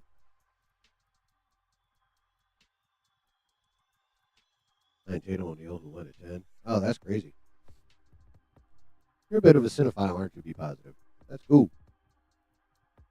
Just remember to tamp down your cinephile tendencies when it comes to comic book movies. You'll always be a bit disappointed. It's whether we all like it or not, and cinephiles tend not to like this very much, but it is fact. When it comes to Patrick was in Gen V, which I didn't watch. I did watch Gen V. I don't remember who the fuck he was though. Yep. Okay. Well, I'm gonna have to say something truthful, and as is often the case, the truth is going to hurt you just a bit as a cinephile. Large IP, four quadrant IP, mass appeal IP. when you're making movies and or shows inside massive IP, he was Golden Boy. Okay. No, I did not serve, unfortunately. Um,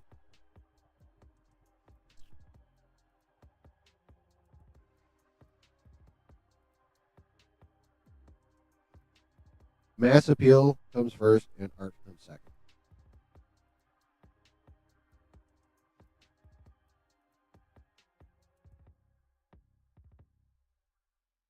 Inside large four quadrant IP like Marvel, excuse me, Star Wars, niche will always fail because it goes against the definition of what four quadrant is. Niche is not four quadrant. Therefore, niche does not work in four quadrant IP. Four quadrant IP is about art second and mass, broad based appeal first. You can internalize that, you'll be a lot more satisfied with mass IP fare overall. I mean, crap is crap. Don't get me wrong. And a lot of Phase 4 and 5 was crap, and a lot of what Star Wars has put out is crap lately. But you'll notice the crap is easier to take when it's at least true to the IP it's in.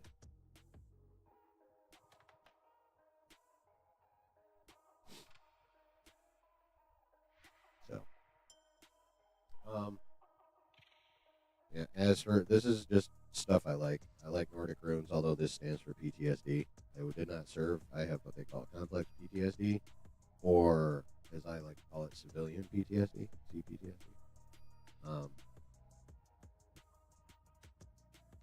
Because shit. And then I just like Egyptian hieroglyphs. So,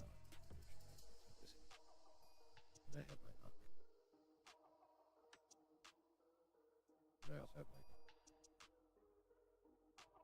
the Archangel. Will the MCU finally get Tom Cruise in the MCU? Probably not.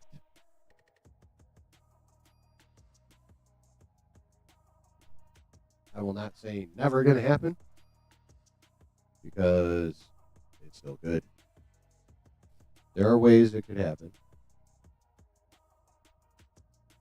I don't know if he would come in as the fan cast of Superior Iron Man, Egyptian. And I don't know where my shot guys are at, but my throat needs a little whiskey, so L'Chaim.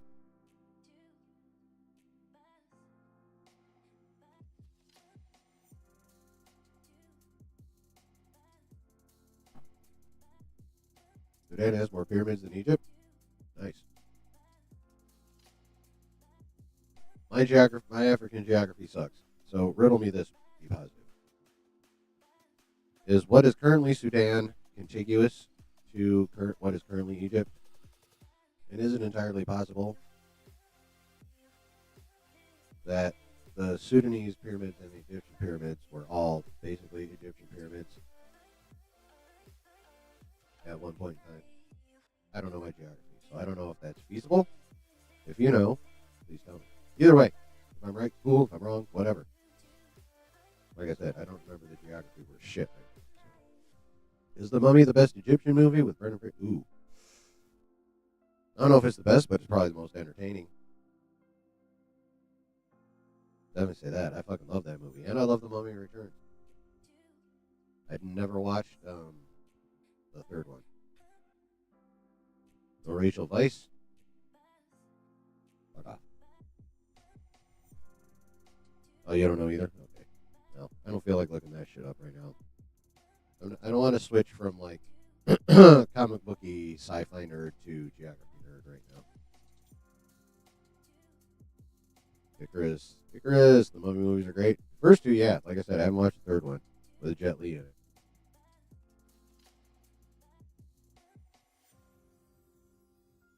Tetragrammaton was found in a Sudan pyramid. I don't know exactly what that is. I'm trying to remember what the tetra prefix means numerically. I don't remember how many sizes of tetrahedron there are. I don't remember. Anyway, that is it. That sounds cool. Tetragraviton's a cool sound.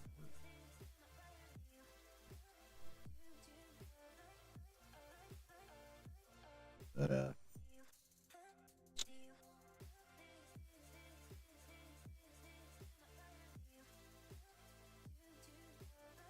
Tetragrammaton is God's name. Oh, nice. Just like Highlander 2. Oh, no.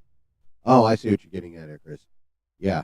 Fuck the Tetragrammaton, the Christian God. Oh. We just call him God.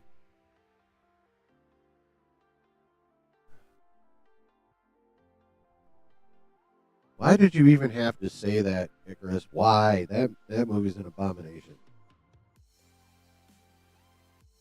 That movie belongs in the Highlander series like Love and Thunder belongs in the Thor series.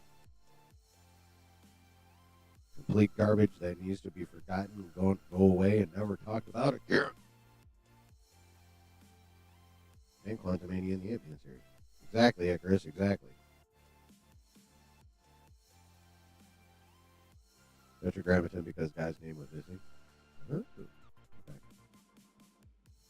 2. There is no second Highlander movie. There can be only one.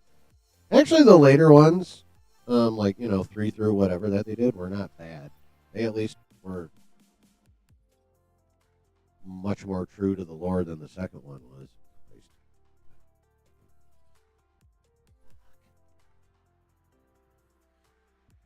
Tetragrammaton are the only letters left of the original God's name.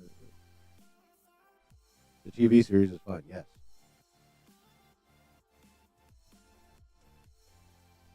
Yeah, Mrs. Chillin likes her some Duncan.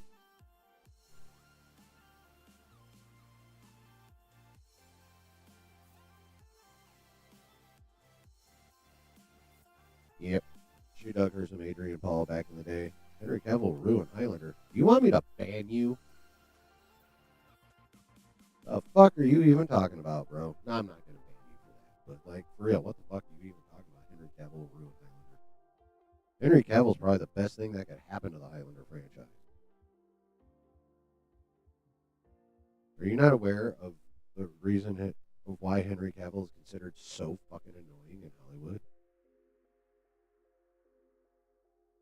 Do you know why he's considered so fucking annoying by most of Hollywood? It's because he's a lore purist. It's why he was always fighting with them on The Witcher, because they were constantly going away from the video games and the books. He was like, fuck that shit. That's why he's also the man to be doing Warhammer. Because, well, number one, Warhammer is his favorite fucking nerdy thing. Period. That's one. 2, but his reputation. No Queen songs? I mean, if they want to put Queen songs in there, that's cool. No Clancy Brown. See, that's the one. That's the role that I still cannot figure out who the fuck they're going to cast as person. No Sean Connery. Well, he's unavailable. But yeah, no. Henry Cavill is a lore purist. Are you out, Brendan? Have a good night, my guy. Thanks for coming in. Yeah, Cavill's a lore purist, which means his version of Highlander is probably going to be very close to those of us that love the original Highlander in terms of tone and lore. And then CGI Sean Connery. No. No, I hope they actually cast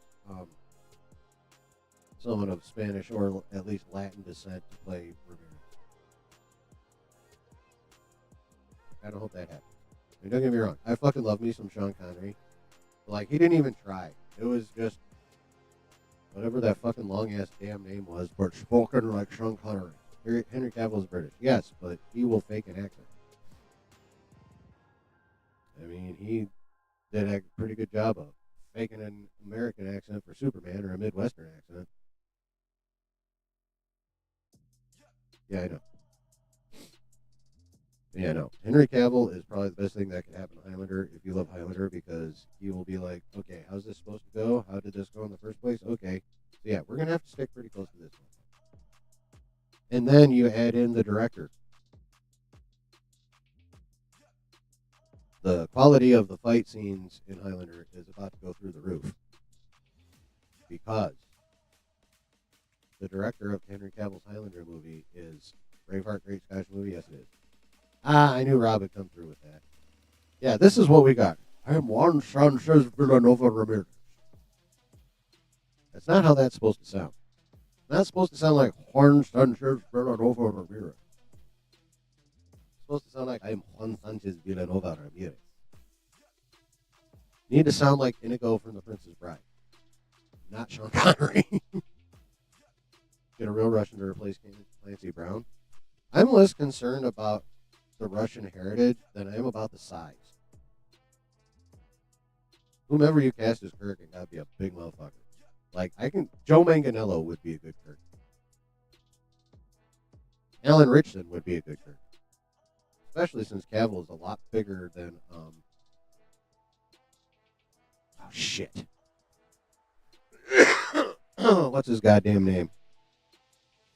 The original Connor McLeod. I can't fucking think of his name.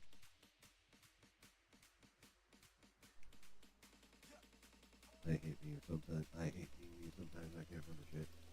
Antonio Banderas to replace Sean Connery. You know what? I wouldn't be mad at that. Because Ramirez, at least, well, Sean Connery was cast a lot older than what's his fuzz. So Banderas is the appropriate age. If they want Ramirez to be that much older than Connor. Christopher Lambert. Yes, thank you. Goddamn. Yeah, let's face it. Yes, Tarzan, The Legend of Greystoke. Really good movie, actually. But yeah, Cavill's a bit bigger than Lambert, so Alan Ritchson being that much bigger than what Clancy Brown was would fit. It would, yes, Raiden. It would, it would be appropriate, like, proportionally sized. Because Henry Cavill, not small. Alan Ritchson, insanely huge. So that would work.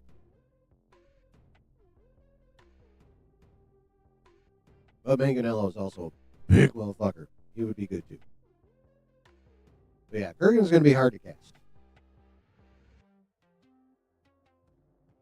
Doesn't matter who they cast as the chick.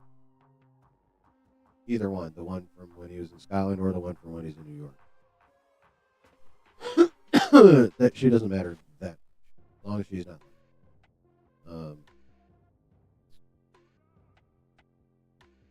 Yeah, really the only ones that matter is Connor and Kurgan. So. Yeah, that's Alan Ritchson, this guy who played Reacher. Plays Reacher.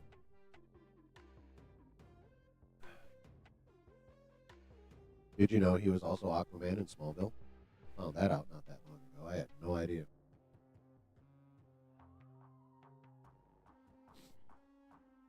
But yeah, no.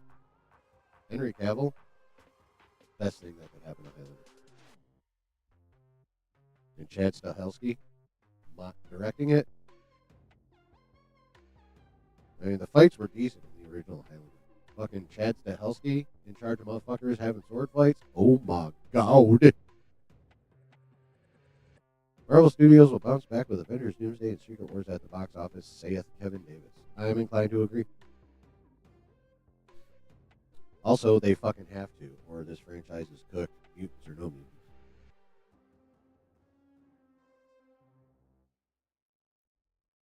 mutants. Ed Skrein is the Kurgan? I don't know who the fuck that is. The Skrein was huge in Game of Thrones. Was he the Mountain? Is that the Mountain?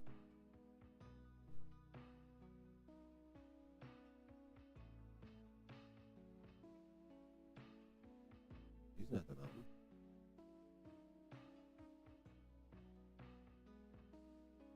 Oh, he's that douchebag from Rebel Moon. Okay. Nah. He's too small. The Kurgan is about the voice. You have to get the voice right. I mean, that's next. But I don't care if you nail the Happy Halloween, ladies. One Um, they do need to get the voice right, but that voice coming out of a not that big dude is not going to hit the way it needs to. You need both. Yes, Josh Brolin did get the voice right, but you need both. You need the size and the voice.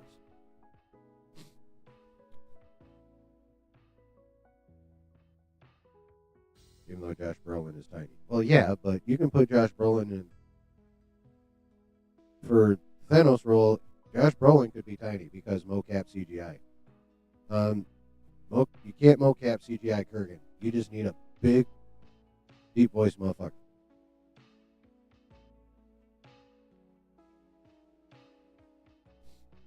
Gotta have both. Gotta have both.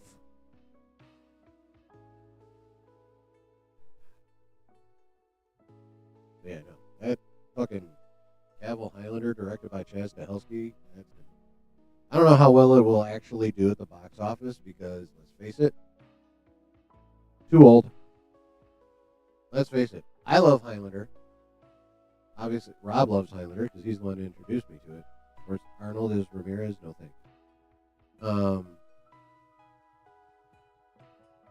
But let's face it, Highlander is niche. It's a cult classic. Um, Having monstrous names like Henry Cavill and Chaz Stahelski attached to it will probably help put butts in seats.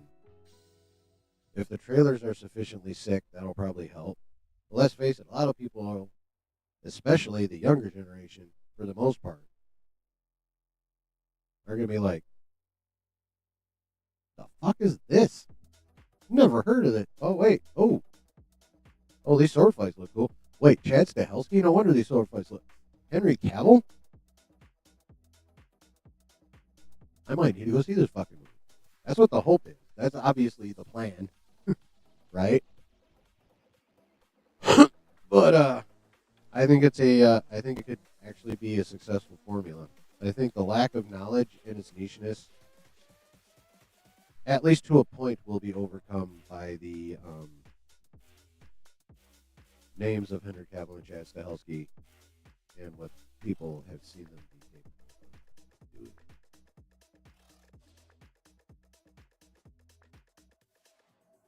Now, there is the flip side.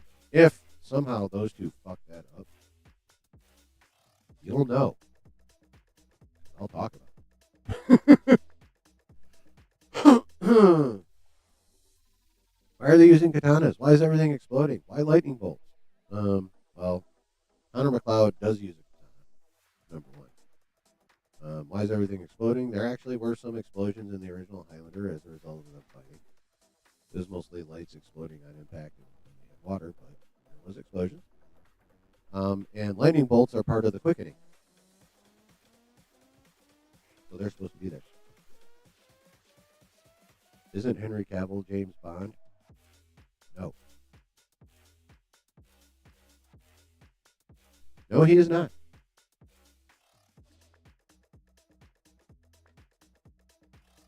You watch the Keanu Reeves version of Constantine? That is a good movie. I like that movie. There's talk of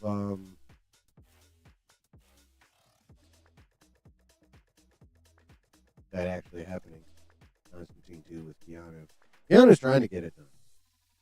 I don't know what the problem is, but Keanu's trying to get it done. Of course, now he'd have to do it with James Gunn, so I don't know how hard he's actually trying at that point. I mean, I'd like to see him continue those.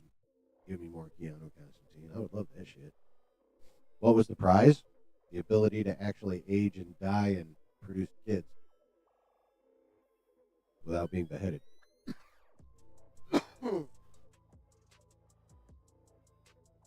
And a shit ton of knowledge.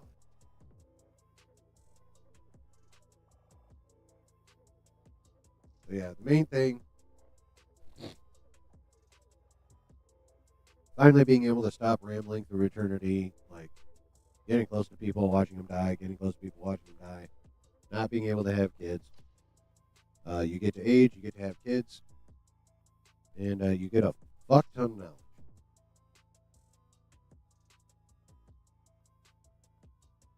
Lilo and Stitch is going to eat into How to Train Your Dragon box office. Yeah, probably. Not really on my radar though. I don't really care much about that. Not that I don't like kids movies, but not really, not really something I deal with a lot on this here channel. If I had more of a pop culture, just in general movie channel, I might. The prize was an endless series of progressively shitty IP development. Highlander the series that was actually pretty good. Well, at the beginning, I like Duncan MacLeod as a character. He and Christopher Lambert even teamed up for a couple of movies, or one at least. I can't remember if it was more than one, but one at least. International audience going to save Jurassic Park Rebirth at the box office? Well, they saved Venom: The Last Dance and another movie after that. Because I remember talking about another movie being saved by overseas, like Venom: The Last Dance was, but I don't remember what it was. I don't remember what it was. Highlander animated series? I don't know if there ever was one. Matthew Goddett, what's going on, man? Thanks for stopping by. Highlander animated movie? Don't know about that either. Matthew wants to know about the Batman 2 rumors. Is Matt Reeves fired or replaced, or was that a false rumor? Where is the Superman trailer, etc.? Someone made a big deal about a thing at Production Weekly that showed no director for the Batman 2, but evidently someone came in behind that's like, they're even back in 2022, there was no name listed as director for the Batman 2. So evidently that's a big ass nothing burger. He's not fired, nor is he replaced. As a matter of fact, I saw earlier today James Gunn came out was like, no, it's still Matt Reeves for the Batman 2. So, where the Superman trailer is, I have no goddamn clue. Some people on the Twitter sphere are saying next week.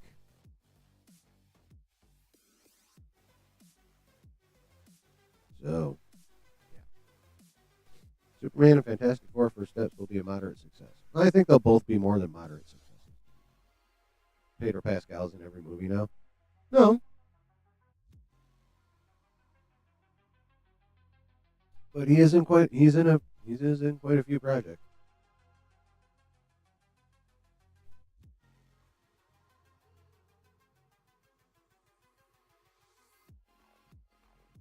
You guys want to watch a funny? Oh yeah, Matthew. Supergirl also finished filming today. Isn't he in every TV show? Not lately. And he's not in Last of Us anymore. Narcos is over. He got his head popped like a zit in Game of Thrones. Matter of fact, his characters die a lot. Did you watch Highlander Endgame, the one where the show crossed over? Yes, I did. Is that the only one with Lambert and Adrian Paul in it?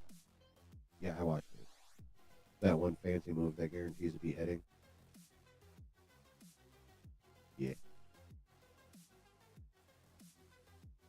Train Spotting, great Scottish movie. Never got around to watching it, but I've heard that. I'm actually way behind on my Guy Ritchie.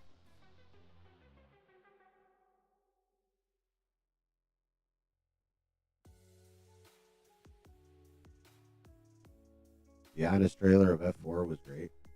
I mean, the Honest trailer.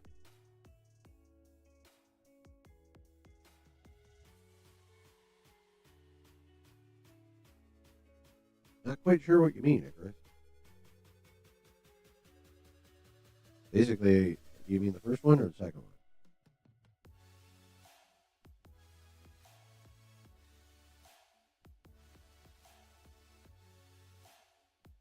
Not quite sure what you mean, my guy. Hey, Brooke, welcome back. What'd you have?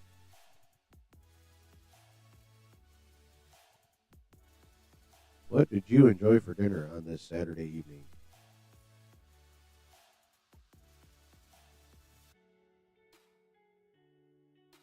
Screen Junkies channel? Oh, okay. You talking Fantastic Four? A little bit. Not like in any serious fashion. We're not really talking about much in any serious fashion. I was talking about Highlander in a serious fashion. Just be positive as being a hater. Be positive with being a hater. Not really.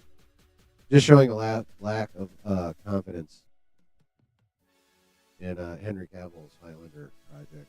I had to explain why his lack of confidence could be a shit ton of confidence.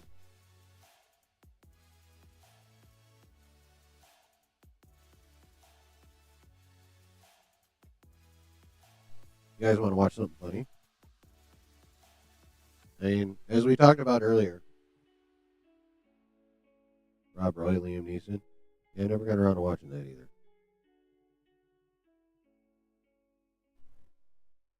Come on. Go. So, Liam Neeson Naked Gun. That trailer was fucking hysterical. Especially when it got to who OJ's son was supposed to be. Oh, that shit was hilarious as fuck. At first, I was like, why in the hell did Liam Neeson even do this shit? Like, this is goddamn ridiculous, but it's going to be funny. How to Train Your Dragon is Scottish? Is it Scottish or is it Nordic? You had pho? Nice. Harry Potter? It has Scottish people in it, but it's British. Okay, so we all for the most part, we think Thunderbolts is a really fucking good movie. Not 10 Men Walking Bad, right? We all pretty much think Thunderbolts is a really, really good movie. But as good as it is, like pretty much every movie ever made, there are flaws. And as we're aware, there's a YouTube channel that loves pointing out the flaws in movies and TV shows in a pretty fucking way. Pretty fucking funny way, I should say. Thunderbolts is good but overrated.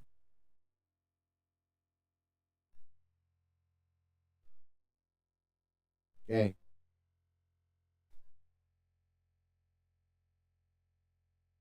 You can skip Highlander 2, Brooke.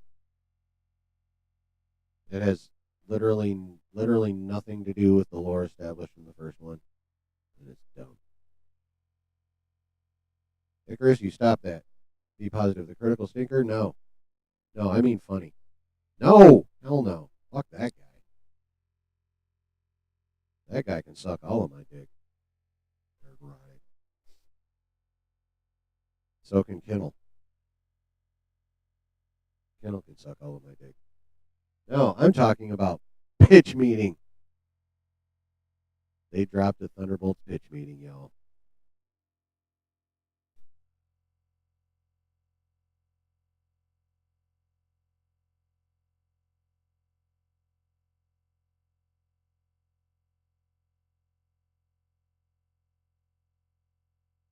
So we are going to watch this Thunderbolts pitch meeting, and wow, that is weird.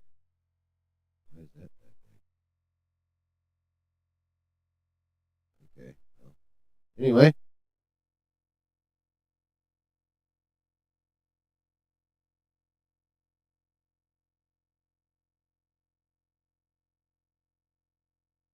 You guys ready to laugh your butts off? I have not previewed this, so I have no idea. Sentry versus Wanda, who wins? Are we talking MCU or comics?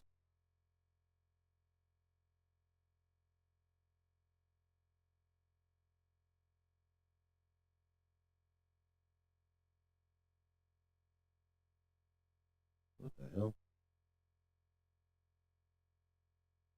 Oh, yeah, that's right. I need to turn this up. There we go. Time for some funniness. So, you have some new Marvel?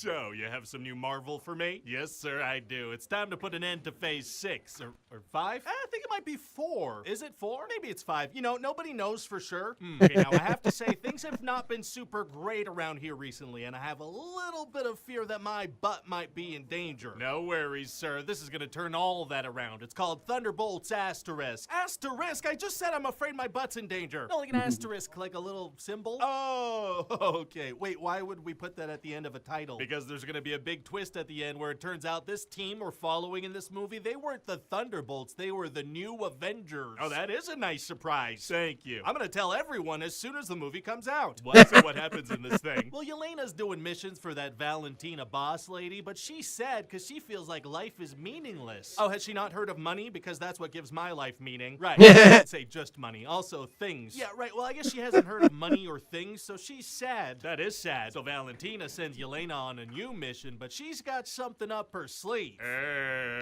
Is it elbows? Well, technically, yes. I knew it. But also, she sent all her field agents to the same place to have them kill each other. Uh-oh, which agents? We're talking frickin' Ghost, U.S. Agent, Taskmaster. Oh, Taskmaster. You know, I've been wanting to see more of Taskmaster on the big screen. Yeah, so Taskmaster immediately gets shot in the head and dies. All these characters are fighting, and they accidentally let this character Bob out of the container he was in. So he's like, hi, I'm Bob. That means nothing to me. But then it turns out this room's an incinerator, and Valentina wants to burn them all to cover her tracks. How do they figure that out? A 2-minute timer appears, and it starts getting warm. Probably shouldn't have put a timer on the wall for the incinerees to see. I guess this was a timer that she also wanted incinerated? That makes sense. So does Ghost go through the wall and let them all out? Well, actually, Valentina has this sound thing installed to stop Ghost from doing just that. Very smart. Gonna be tough for them to get out now. Actually, it's gonna be super easy. Barely an inconvenience. Oh, really? Yeah, cause see, the power source for the thing is in the room with them, so they destroy that and Ghost is good to go. Probably shouldn't have put that in the room with them. I guess this was a power source that Valentina also wanted incinerated. That makes sense. So then there's gonna be this thing of, oh, is Ghost gonna come back and help them? But then she does. Okay. And then one by one, each character has a moment almost exactly like that, and they escape. Sounds like they're a reluctant team now. That's exactly what they are. Oh, wow, wow, wow. Wow. Wow. But then Valentina and her team are there, so Bob sacrifices himself so they can escape. Well, that's nice of him. Turns out he's freaking bulletproof and he can fly and he's got a bunch of powers. Oh, he does? Yeah, we'll get back to that later. But then Red Guardian shows up and picks up the team. How does he know where they are? Well, see, he's a limo driver now and he was driving Valentina around and overheard the whole plan. Valentina doesn't vet her drivers at all? Not even a little bit. In fact, it's called Red Guardian Limo Service. Literally the superhero name of the father of one of her main operatives. Yeah, she should have caught that one, but she didn't. Anyway, so he picks them up, but then they all get apprehended by Bucky. He's from like 8 other MCU projects. He sure is, sir. And in this movie, he's a congressman, but he doesn't like it. How come? Because it's stupid and he prefers punching things. That makes sense. Why do you do that in the first place? Unclear, but he also wants to stop Valentina, so he joins the squad. What are they, some kind of suicide squad? For legal purposes, no, they are not. Right. Well, it's nice to have a super soldier serum guy on the team with the other super soldier serum guy and the other super soldier serum guy. Yeah, making it a 3-pack. So now Bob is with Valentina because she wants to make him into a superhero she can control. Okay. But the thing is, he doesn't even know how to control his powers. So what does Valentina do? She tells him, hey, learn to control your powers, and he does that pretty much immediately. Well, okay, that was pretty straightforward. It was, and the thing about this guy that we're just gonna kind of explain right before it happens is that he's got a god complex, so she compliments him, and that means she's in control of him. Just like that? Just like that. So she calls him Sentry, and when the team shows up to stop Valentina, he kicks all their butts. Oh boy, a very powerful former Bob. But then he realizes, hey, why am I listening to this lady? And he turns her on. What? Sorry, he turns on her. Oh, that makes a little more sense. So Valentina's assistant uses a kill switch on Sentry, and her and Valentina get out of there. They don't stick around a minute to make sure he's actually dead. Well, listen, sir, nobody's ever done that in a movie, and we're not about to be the first. That's a good point. So anyway, it turns out that this kill switch triggered something inside of Sentry and turned him into this dark, shadowy, void version of himself. Oh, I have one of those following me around. Really? Because this is like a metaphor for depression and whatnot. Oh, mine just tells me to do things. Say that something is tight. Something is tight. What? What? What? Anyway, so this freaking void character starts attacking everybody in New York City. I mean, if people are still living in New York City at this point, they have like no self-preservation instinct. Yeah, so he starts turning all these danger magnets into shadows. What do you mean? Well, it seems like they're dead, but really they get sent to these shadow places called shame rooms. I've got one of those set up in my basement, if you know what I mean. Gross. So everybody gets sent to these places where they gotta like relive their worst moments. Uh-oh. So Yelena and the team voluntarily go down there and they find Bob. How? By finding Bob. Nice. So Bob starts like beating up his shadow self, but it's not working. So what do? Well, the team all gets together and give him a big hug and tell him that he's not alone, and so that calms him down and the day is saved. So we're doing 2 movies in a row where the big main conflict is resolved by getting somebody to calm down a little bit. That's right. And then Valentina presents them to the press as the new Avengers. Amazing. So what do you think? Well, I mean, technically this is an Avengers movie, so technically this is gonna be a monster at the box office. The biggest we've seen in a while. Yeah. Hi, this is Ryan George from The Thing You Just Watched. Please enjoy this slide.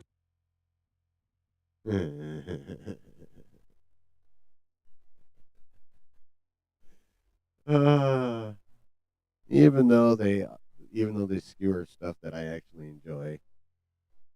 Again, love something as much as you want. It's gonna be flawed in a couple different fashions, and Ryan George there is gonna fucking find them and mock them in the most hysterical manner.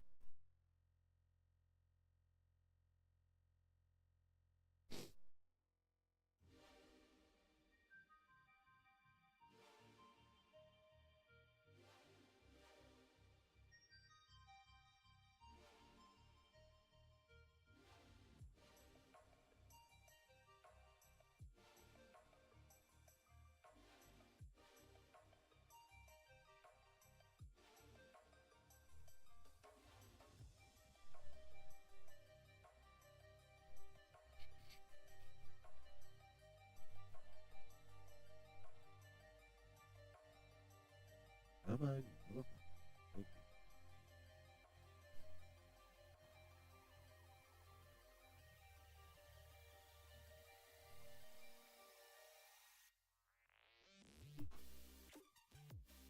So, chat. I've run out of my planned subjects. You guys got anything else you want to talk about? If not, I'm gonna get on up this bitch. Do I know honest trailers on the Screen Jungles channel? I do not. Screen Jungles.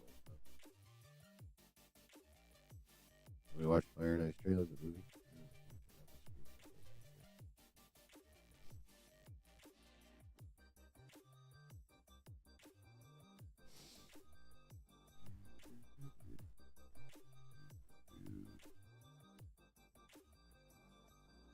Screen Junkies. Honestly.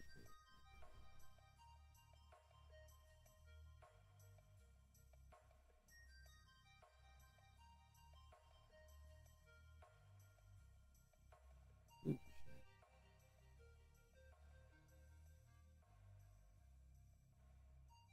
Yeah. Huh. Review counts are fun. You get a ton of views. Wow, 6.7 million subscribers. That's good. Excuse me.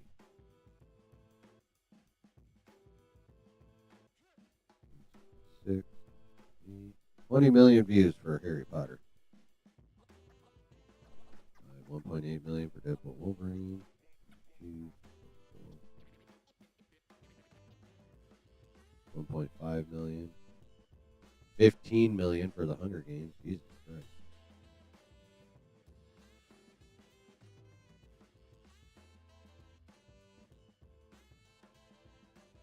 Yeah, they get some views.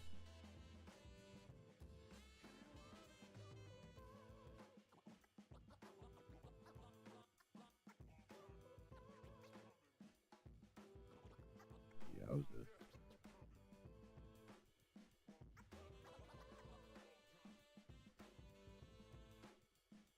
Oh, night, Rob. Love you. Oh, she's asleep already. Dragon, the Bruce Lee story was a perfect movie. love that movie. I really do. Dragon First Story is great.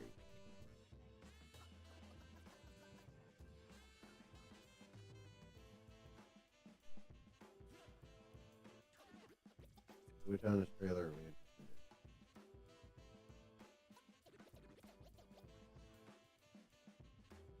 in? Muted.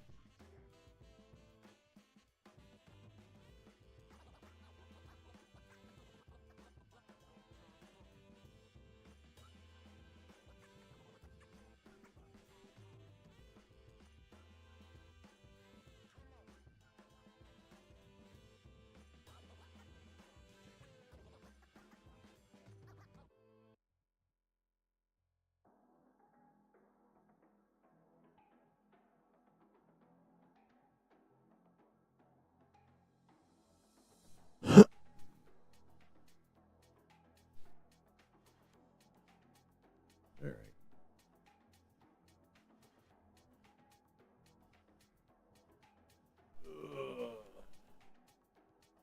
All right, chat. I'm gonna go ahead and get the fuck out of here. Hope you guys have a good rest of your weekend.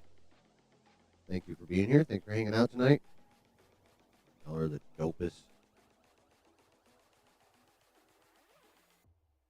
And I love you.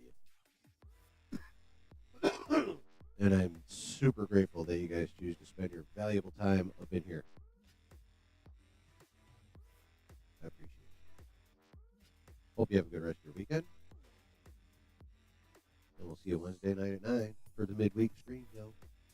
Right back here in the basement. 9 p.m. Eastern Standard Time. Much love, y'all.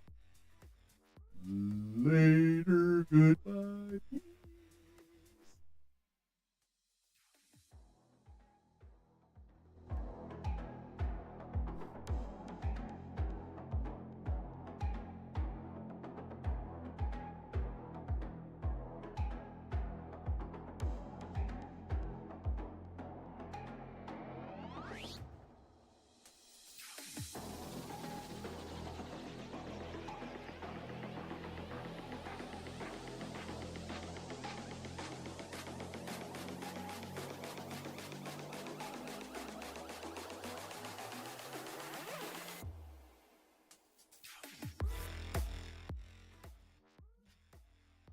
Well, chat, I hope you had fun.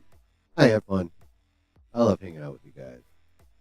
I love talking about this nerdy stuff we love with you guys.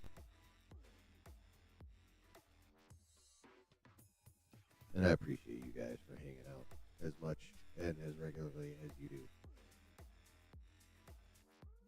It's pretty goddamn awesome. You guys are pretty goddamn.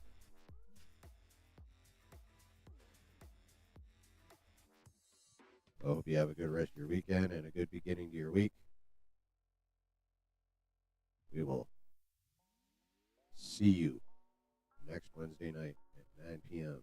Eastern Standard Time. Wait, part 2's out? I thought it was just a trailer. I gotta go find that. Anyway, much love, y'all. Much gratitude. Y'all have a good night. Later.